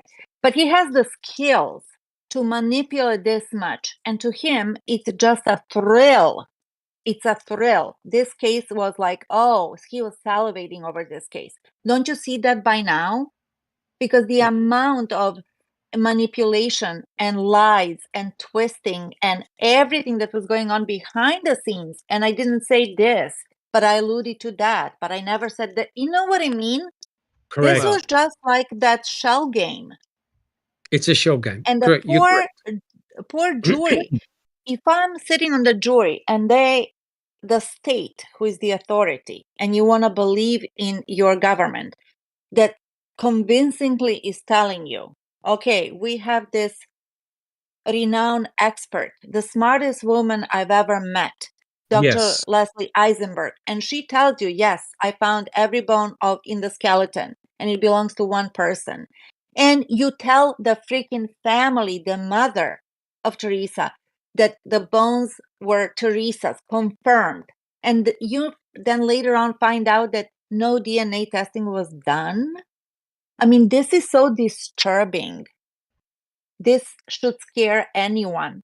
And this is why I am in this case as well, to learn more so you can be prepared, man. If God forbid we are anytime in any situation, that we know how to think, critically think. Correct. Or to Thank be you. on the jury. Correct. Correct. Thank you, Neville. Jack 61, do you have a comment? I do, and we can never forget that Tom Fallon is probably legally, at least for Wisconsin law, the smartest man in the room. He was right there at Kratz's Yes. side, and make no mistake, he is as manipulative, if not more so, than Kratz. Kratz, his problem was he was sleazy. He was really scuzzy. He made some really poor choices in his personal life that really scummed him up, and that's on him. But from a legal standpoint, Fallon is a fucking genius on Wisconsin law. Yes. Yes. So Yes, much he is. so that he let Kratz get the glory, so to speak, but not in yeah. a good way. No, Not in a good way. But that's wisdom. That's wisdom. That's right. And he had, Fallon, his goal was to re-jail Avery, blame this shit on Avery, and get him back in jail and that lawsuit buried, basically. Correct. Because he Correct. knew the trouble. But we can never forget that Fallon was there helping in this whole situation to wind this menagerie of illusion, as you said, Doc, to make this illusion passable to the jury. That's 100% correct. Now, Jack 61, if we can have a look at the next slide. Now, it's a pity that Duke isn't here, but I know that Duke will be doing a presentation on this, right? The next slide is A17. So this is actually evidence tag 8118. And wait for it, it's derived from the tarp, the brown tarp. This is the material that went through the sifting process that fell on the tarp. And the tarp is item number 7923. So when they sifted material, anything that fell through the sift and fell on the brown tarp, that was re-sifted again, rechecked again later. And guess what? I'll read it out. It goes evidence tag 8118, which consists of items collected from the burn area behind the Avery garage, consisted of fragments representing the following bones. And you can see vertebral fragments, right? Now, Eisenberg looked at all the bones and said, I found facets. And again, Neverly, if you want to comment, they've got a whole skeleton here and they're pointing at the spinal column. They're saying vertebra. Now, if you're in court and you look at this picture, you're going, oh my God, they found the whole thing. A whole thing. They find a spinal column. Yeah. Right? They find a spinal column. That's so deceitful. That's so devious. Correct. Now, look at what they did in the report. So, Jack 61, can we have a look at the next slide? You're going to love this one. So, in the next slide, which is A18, they actually said, okay, we're going to indicate to you what Eisenberg actually reported. It goes, under this particular evidence control tag, the vertebral fragments were identified by Dr. Eisenberg as being facets. The following model has been prepared to offer the facet location on an example vertebra. Look where the facets are. They're right at the base of a vertebra and they are tiny. That's all they found. That's all they found. Of the spinal column, the facets. Where are the vertebra? They never found the vertebra. Did they find the spongy part of the vertebra that Sipple and Jost talked about? No.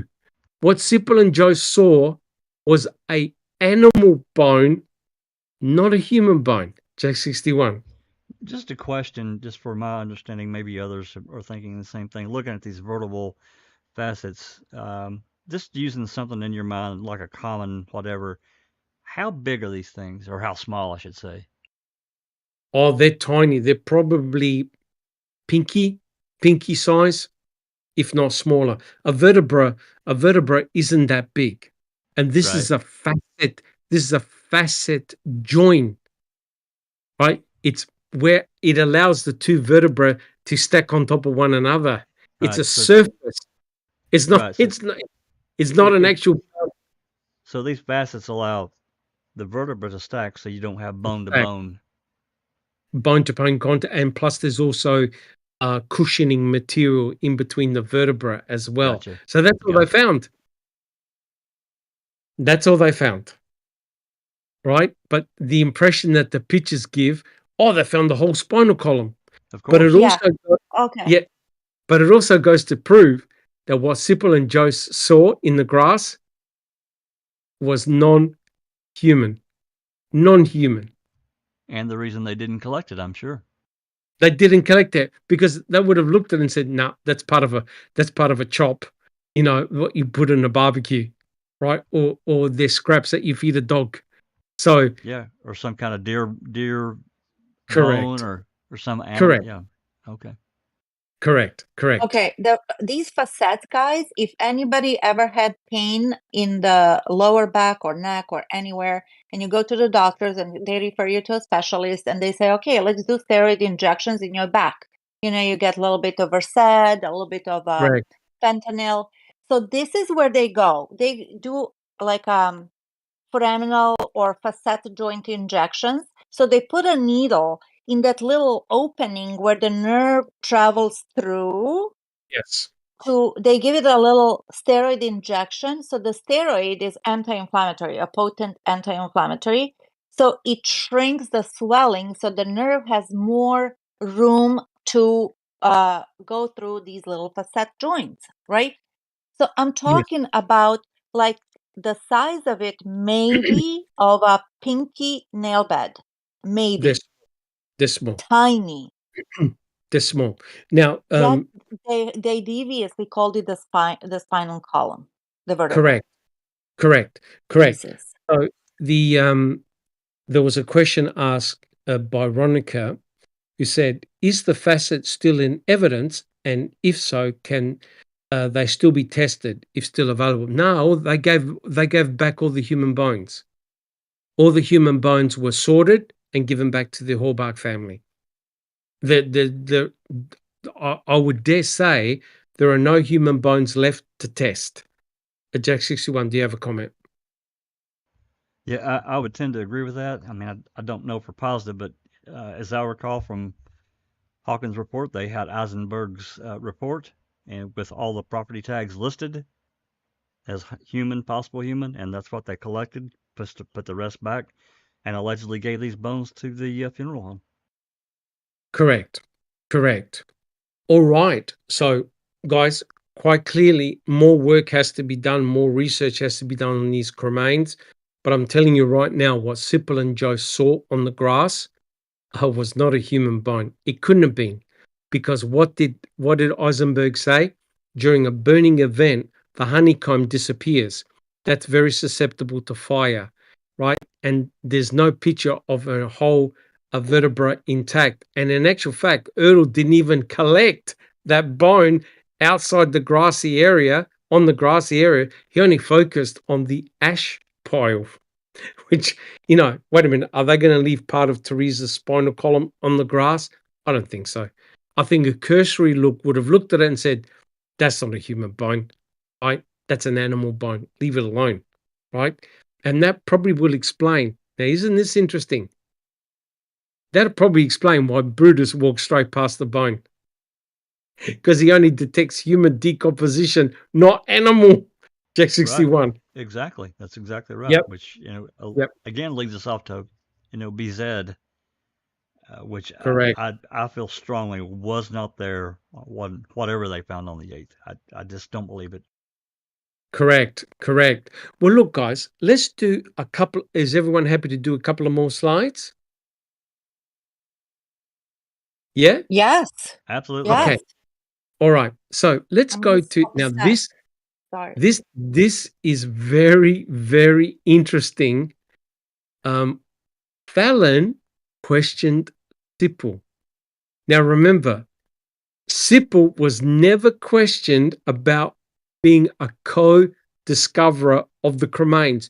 Never asked any questions about finding bones, right? Sipple was part of providing security around the Avery salvage yard, right? Now, this is a ripper. Look what Fallon asked Sipple during Stephen Avery's pre-trial, right? Now, who would like to read the part of Fallon? That's the questions. Who would like to do Fallon? I know. Oh, damn. Rhonda left. I know she Yes, loves she did. Fallon. Yeah, she took up. Turtle lips. Yeah, total lips. Yep. I can Who read. would like to do Fallon? I can read Emperor Palpatine. Okay, you can do Fallon. Who would like to be Sipple? The answers. I can. I don't recall. You can be Sipple. Okay, let's go for it, guys. Okay. All right. And during the course of the week, were any artificial lights or anything used during the evening hours to assist in keeping an eye on things? That is correct. In this lower quadrant here, in the southeast quadrant, we did have lights set up to cover these berms coming into the property, where we could actually light up the physical berm to see anybody breaching from the top. All right. At any point, did those lights move, or were they utilized for any other purposes? As the week went on, through searching, we started searching properties adjacent to the 40 or so acres involving our inner perimeter, and we started finding items what we felt that might be evidentiary purpose or needed for. Notice what Sipul said. Finding items of evidentiary value on the surrounding quarries. Yep. That's simple. This is in the pre-trial, right? Okay, let's get the next page. Yeah, it's up. At that point, midweek, going into Thursday, we started putting additional officers on those evidence areas until we could physically recover. Then we began to light these quarry areas as well at that point. And what was the purpose of that? To secure basically the evidence or what we felt was evidence that we were finding in those quarries. Okay, so here's Sipul. He's talking about the use of floodlights, right, to light up the berms, and then they used the floodlights to light up the quarries, which is exactly what Redont said. He had noticed that they were using floodlights in the quarries.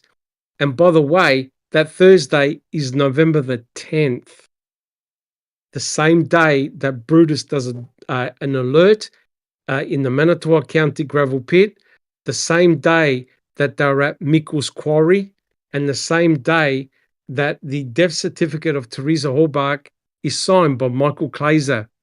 So here, Sipul is saying, yep, we were finding items and we were floodlighting the quarries that we thought was of evidentiary value. Unfortunately, Buting did not cross-examine Sipul. Jack. Doc, everyone, I just have to wonder. Of course, I can only speculate here, just like everyone else. I just have to wonder if Buting and String had the November 9th phone calls from Sipul and him calling Captain Rush and reporting what they had found. Buckets of bones. Right, and requesting, dozens of more officers. He didn't request anyone from MTSO. Remember, we're at the 9th now, so everything clearly changed. But getting troopers or officers from other departments, I just wonder how that could have changed their approach. I don't know. I don't know, but they clearly did not have those calls at that time. Correct. So quite clearly, Sipul just let the cat out of the bag. Yep, we're finding stuff. Yes, we were using floodlights. And let me tell you right now that Sipul and the other guys that were guarding the property had to apprehend 2 people that had actually trespassed or trying to trespass on the properties, right? So people were trying to get in. Now, here's the final bit, right, of the Sipul being questioned by Fallon. This is a slide A21. Now, have a listen to what Sipul said. So, guys, are you ready? This will be our last slide for today. This is actually alarming. Let's go for it, guys. All right. Question. All right. Now, at nighttime, just so that we're fair here, is it conceivable or possible that there could have been a perimeter breach? Could someone have hoofed it in, so to speak? It's very possible that somebody coming in from any one of the quarries or wooded areas could have breached by foot. All right.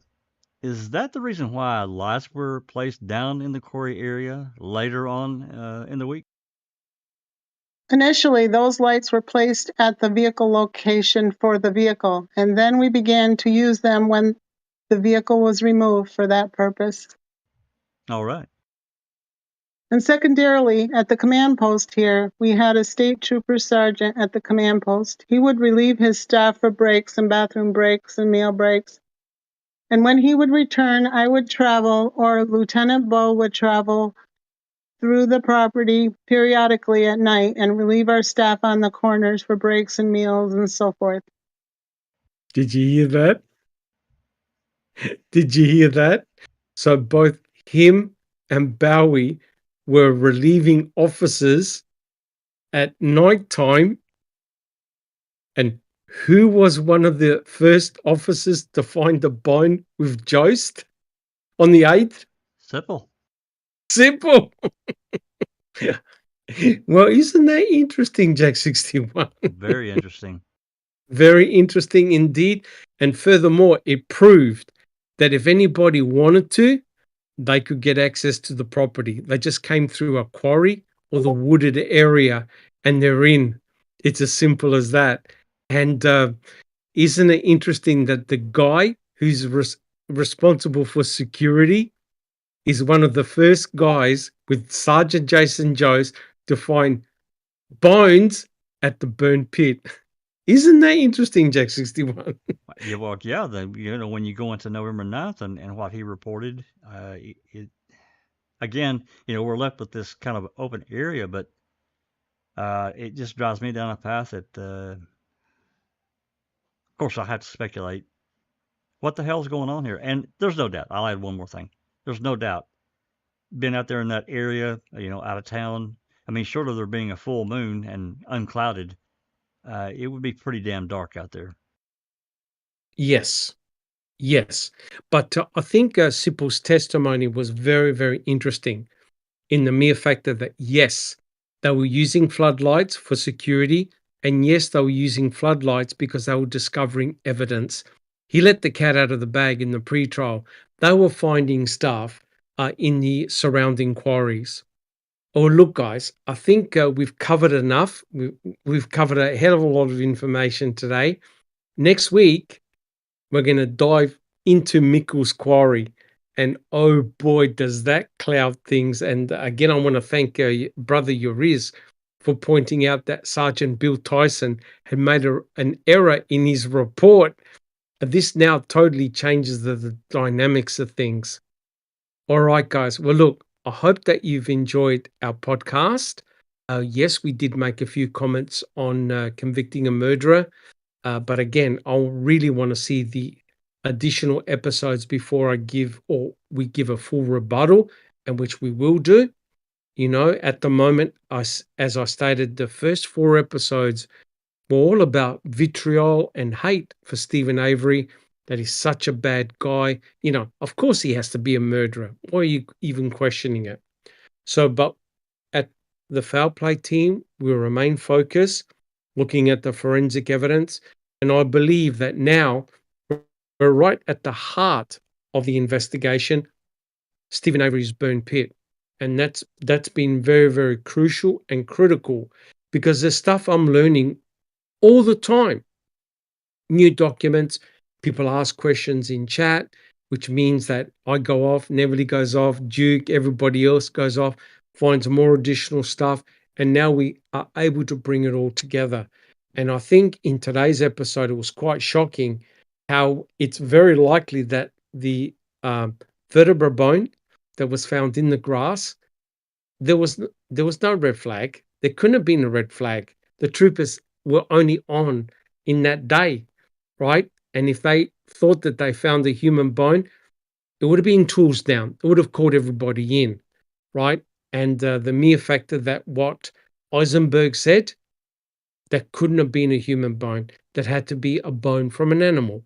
Because had it been in the burn pit, the spongy part of the vertebra, inside the vertebra, would have evaporated away, because it's very, very delicate. And it's interesting because Eisenberg says, well, we never found the kneecaps. And guess what? The kneecaps are made out of the same spongy type of material. They never found the kneecaps. So how on earth would you find an intact vertebra with a spongy bit? What did it do? Just leap out of the fire? Of course not, right? Interesting, in Sippel's report, he says, I was told that Stephen Avery burned animal carcasses as well. So in effect, they're washing their hands. They knew it wasn't a human bone, had to be an animal bone, right? Very, very interesting.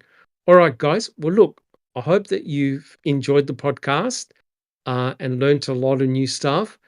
If you like it, please give us a thumbs up button.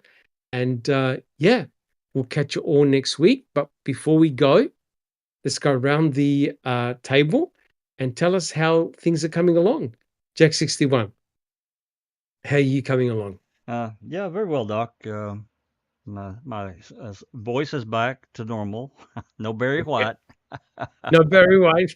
No, that really, whatever I had, it really affected my throat and took my voice down about 10 octaves. But feeling good now. It's all gone. So, just been busy. We've really, off, away from any lives or any, thing on YouTube. There's been a lot of discussion, really good discussion, as you said earlier on in the podcast about convicting and, a lot of the shortcomings.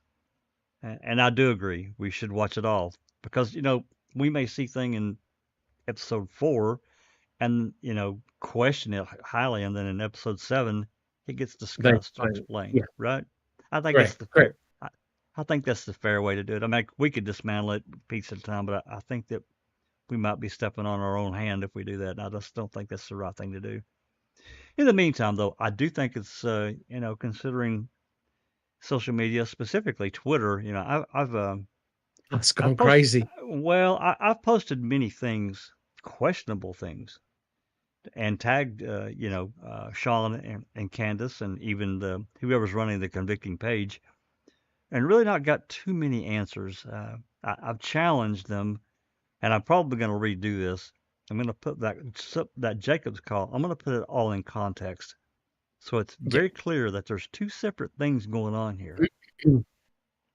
Because I think that's confused. I think maybe it's confusing to people, and it was really misleading what they did, really misleading, and I want to clear it up. And I posted other things too. I posted the clip of the Kratz press conference last night, the Rated R press conference. That was ripped from other sources, but it's just a short clip, so we're allowed to do that. And Yes, I just think that given the activities and actions by Sean and a few others, that it is appropriate that we bring these things to light now, not necessarily in our rebuttal. That's not what it's about at all, but to question their motives and their direction, and specifically the hypocritical nature of how so many of them have went after making a murderer and how it was done, how that series was done, and what they've done. They've copied it to a T.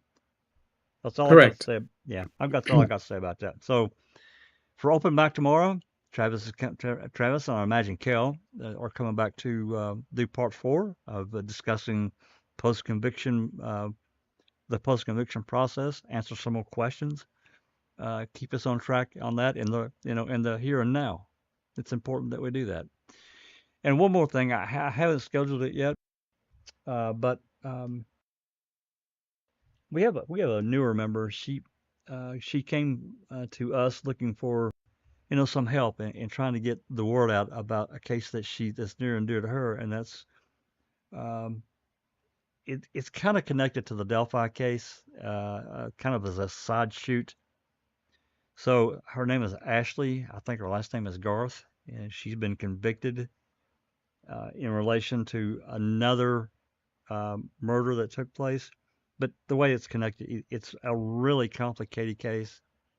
So Sounds we're gonna, very it is, and I'm gonna help her get her YouTube channel started. She's got a YouTube. I don't have the link right now. Maybe one of the mods can grab that and put it up. If not, I'll try to get that added to the video description. I'm gonna do an open mic with her on Monday at 5 Central. I'll let her start going through the case as a standalone for her case, so she can start getting used to doing her own videos on YouTube. Get her started. Yeah, it's a big job. It's a big job. It is a big job, and it's not easy to do. But putting up documents and stuff, I can show her how to do that. So I'm gonna do an open mic and we can let her explain the case specifically, Ashley's part in it, and go from there. So that's Monday at 5 Central. Hopefully people can come along and give their comments and there's interest in the case because she feels strongly that Ashley is innocent and has been Yeah. wrongly convicted. Her public defender was horrible, absolutely horrible. You think Kaczynski was bad? This guy, I don't know if he's as No, bad as Kaczynski, but it was Yep. really bad. So that's where I'm at. That's what I'm doing, and we'll see how the week goes. Thank you, Jack61.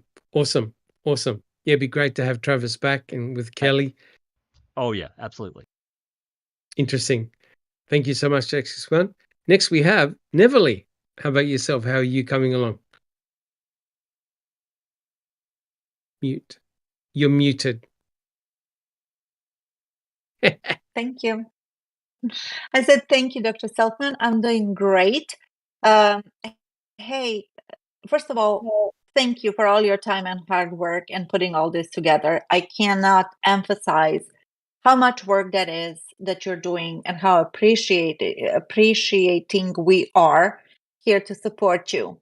So that's first of all. Second of all, I want to commend Jack on all his hard work, putting together open mics and helping out other channels. He's not only helping for the Ashley case, which is brand new to us, but also he's very supportive of Rhonda's channel, and she's on every Tuesday and Thursday, and he's always there, religiously there for her support. So thank you, Jack, very much.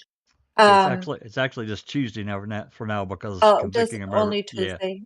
Yeah, That's right. Yeah. Actually, the way the episodes are dropping, she could probably do well. No, probably just the best leave it for Tuesday for now. Yeah. So other than that, tremendously enjoying deep dive into this case and the way you're presenting it, Dr. Silkman. I see an enormous value, because how else would we know about the facet joints, which are like this big? Yet they were claiming that it was vertebra. Same with the fire, that was 10 feet tall, whopping fire, and the only 20 seconds that Mr. Kratz was going to spend on the bones in the quarry, and so forth and so forth. You can't really gather that from Ma'am. You definitely cannot gather that from Cam, from what we saw so far. Maybe they will go there, maybe not. For me, the whole Cam is very toxic. That's why I'm not on the X, formerly known as Twitter, because I cannot, I choose not to subject myself to that toxicity for all the gaslighting that goes on, and again, just arguing and not being reasonable or educational to that matter. But that's my personal choice. However, I'm looking forward to going into this as a group, as a team, and commenting on the episode by episode as it comes available. But that's in the future. But thank you, everybody in the chat. Hey, when you ask a question, you mean it. These are not like little questions, basic questions. These are deep dive questions again. And it just shows us that you appreciate what we're doing. So thank you for that. Thank you very much, Neville. Yeah, you're correct. Going through, if you're a student of this case, you've got to read the pre-trial, because Brendan didn't have one. You got to read Stephen Avery's trial, Brendan Dassey's trial, case report, hundreds of DCI reports, and listen to the phone calls. Huge. And if you're not up to speed forensic in terms of your knowledge about human anatomy and also DNA, you're not going to understand this case, and also ballistics, etc., etc. This case has got it all, right? It's a huge case. And I've been on the case, only about 4 years full time on it. And I'm learning stuff that I never saw before. I never saw the connections before. That's the critical part. Yeah, the stuff's there, but the connections, the main characters, who was at the burn pit, what do they do? And now Duke's come along, found some incredible discoveries that were there in plain sight. No one saw them. No one saw them. We all seen that photograph. I never picked up Bucket Man. That totally changes the dynamic. There was the video of Bear. No one put that up. I saw it. When I saw it, my head fell to the ground thinking, what the hell? And that's why there are many gold nuggets still to be present. And we're shadow matching, convicting a murderer. So you guys in the audience, in chat, everywhere, you're getting a lot of important information where you can go back and say, okay, convicting a murderer said this. Let's check what the document actually said. These are official documents that we're using. So you're correct, Neville.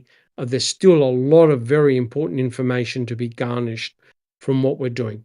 Definitely. And mind you, yep. No, go ahead. And mind you, we're still on one chapter of Ferak's book. There are many more. There are many more we can do. Correct. Well, the silver lining of this case being so slow to make any progress or changes, we have all the time in the world to do it, and that's why we're doing it. Otherwise, we would be talking about something else. And another thing is what is very dear to my heart is I'm thinking of the jurors, because the American justice system is based on the jurors of your peers, right? They're the ones who are deciding if you're guilty or not. And the more we know how the whole thing works, and not just being on the jury and going by your gut feeling, but you really have to be willing to admit that the players are tricking you, basically. And that's it's a harsh reality that we've learned, that the state has a job to convict somebody for various reasons, justified or not. They do have to close the cases. We've learned about how many people and what it is, the percentages of people that are wrongfully convicted. We learned about that was harsh reality as well. And to have a chance to go in front of like the bank, like Brandon did, he was lucky to get there. And we're also talking about the ones that take a plea, that how that's in the interest of the legal system to close the cases, do the plea deals, and like move on. Exactly. But to be on the jury, you really have to think hard and not just focus on one area, but like you going also like not just unilaterally. You have to think about so many things.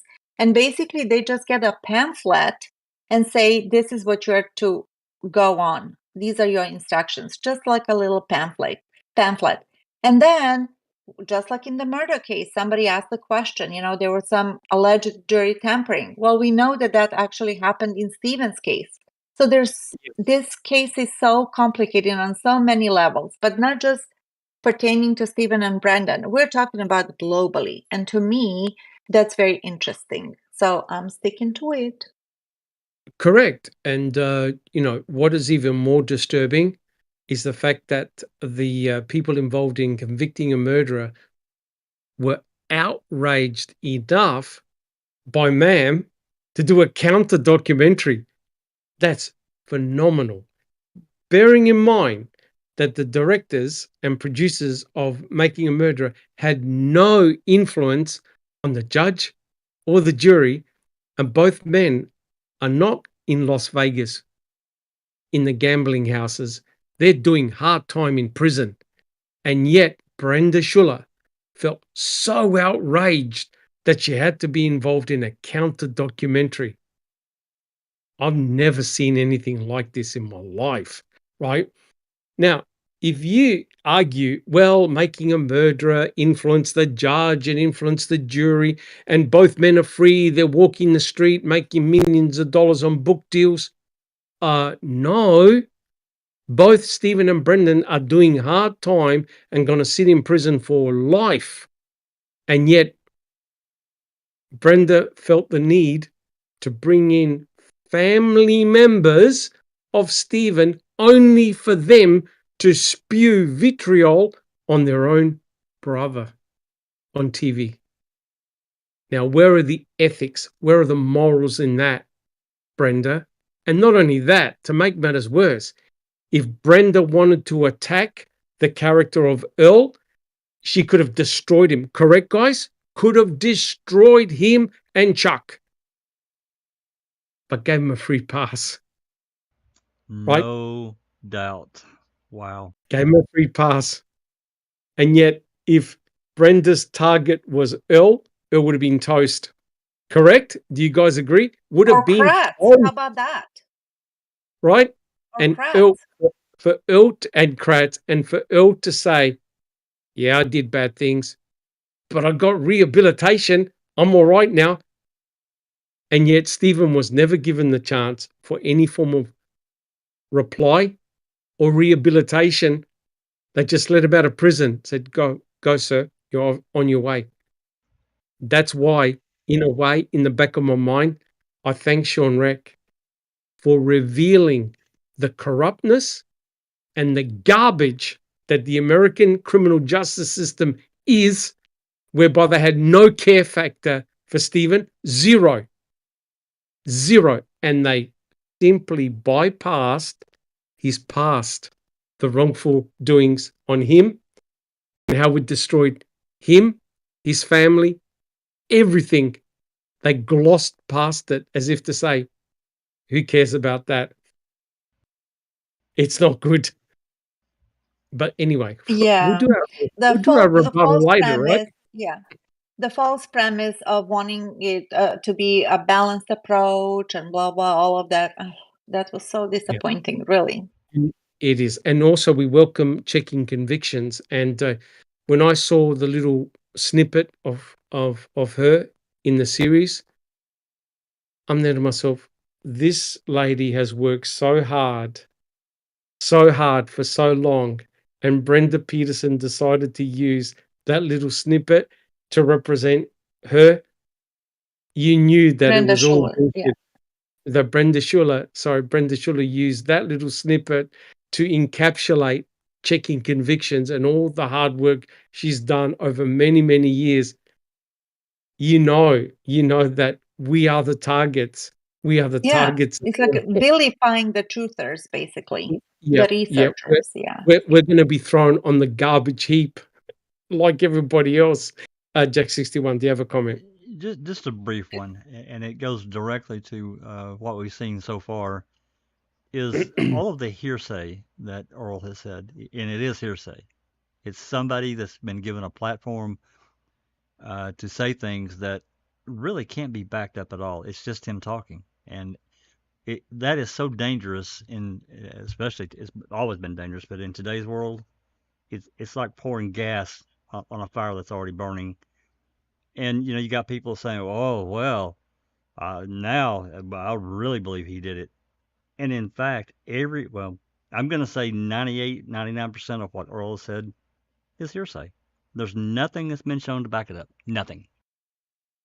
Yes, I don't want to go into it too much, but to have a brother throw a bucket of shit on top of another brother in front of Brenda Schuller, who's a hardcore militant guilter, it's not a good look. Brenda, hang your head in shame because you sucked all of us in. Had I known about your past, I would have told you 2 words. And the last word is off. You can guess the first. All right. Andy B, how are you coming along, good sir? I'm coming along fine, apart from the fact it's 3:10 in the morning. No. I'm very tired, but don't go. Don't. And another great podcast with lots of interesting information and lots of hard work that's appreciated. And I'll be doing some work for Jack, so hopefully you'll get to hear that Fantastic. soon. Great stuff, and on to the next and all that. Thank you very much. Thank you very much, Andy P. And finally, we have I don't recall. How are you? I'm doing well. I agree with Andy that it was another good one. They keep telling on themselves if you look closely and compare. So thank you. Thank you so much. I don't recall. Thank you so much. All right, guys. Well, look, thank you very much. And you can see we are all very, very passionate of this case and to find the truth. And so we're keeping a very close eye on convicting a murderer. The fantastic thing is that people in the chat, people on the panel, they know where we stand. They know the quality of our work, the quality of our research, the fact that we have a huge library of documents for free. Read them yourself, come up with your own conclusions. If you want to come on the panel, you got something to present like Duke did, by all means, please come on. But yeah, we're we not want to, charging just $9.99 a month to be a member or to no, use our library or anything like that. no, No. we're not behind a paywall or anything like that. No, we don't do that. And any income we make, we give it straight back. We give it straight back. But please understand, let us reserve the right to look at the entire series first. Then we can do a rebuttal, a suitable rebuttal. Thank you so much. Thank you, guys. Again, if you enjoyed our podcast, please subscribe and like, and we'll catch you tomorrow. Thank you. And this has been a Foul Play production.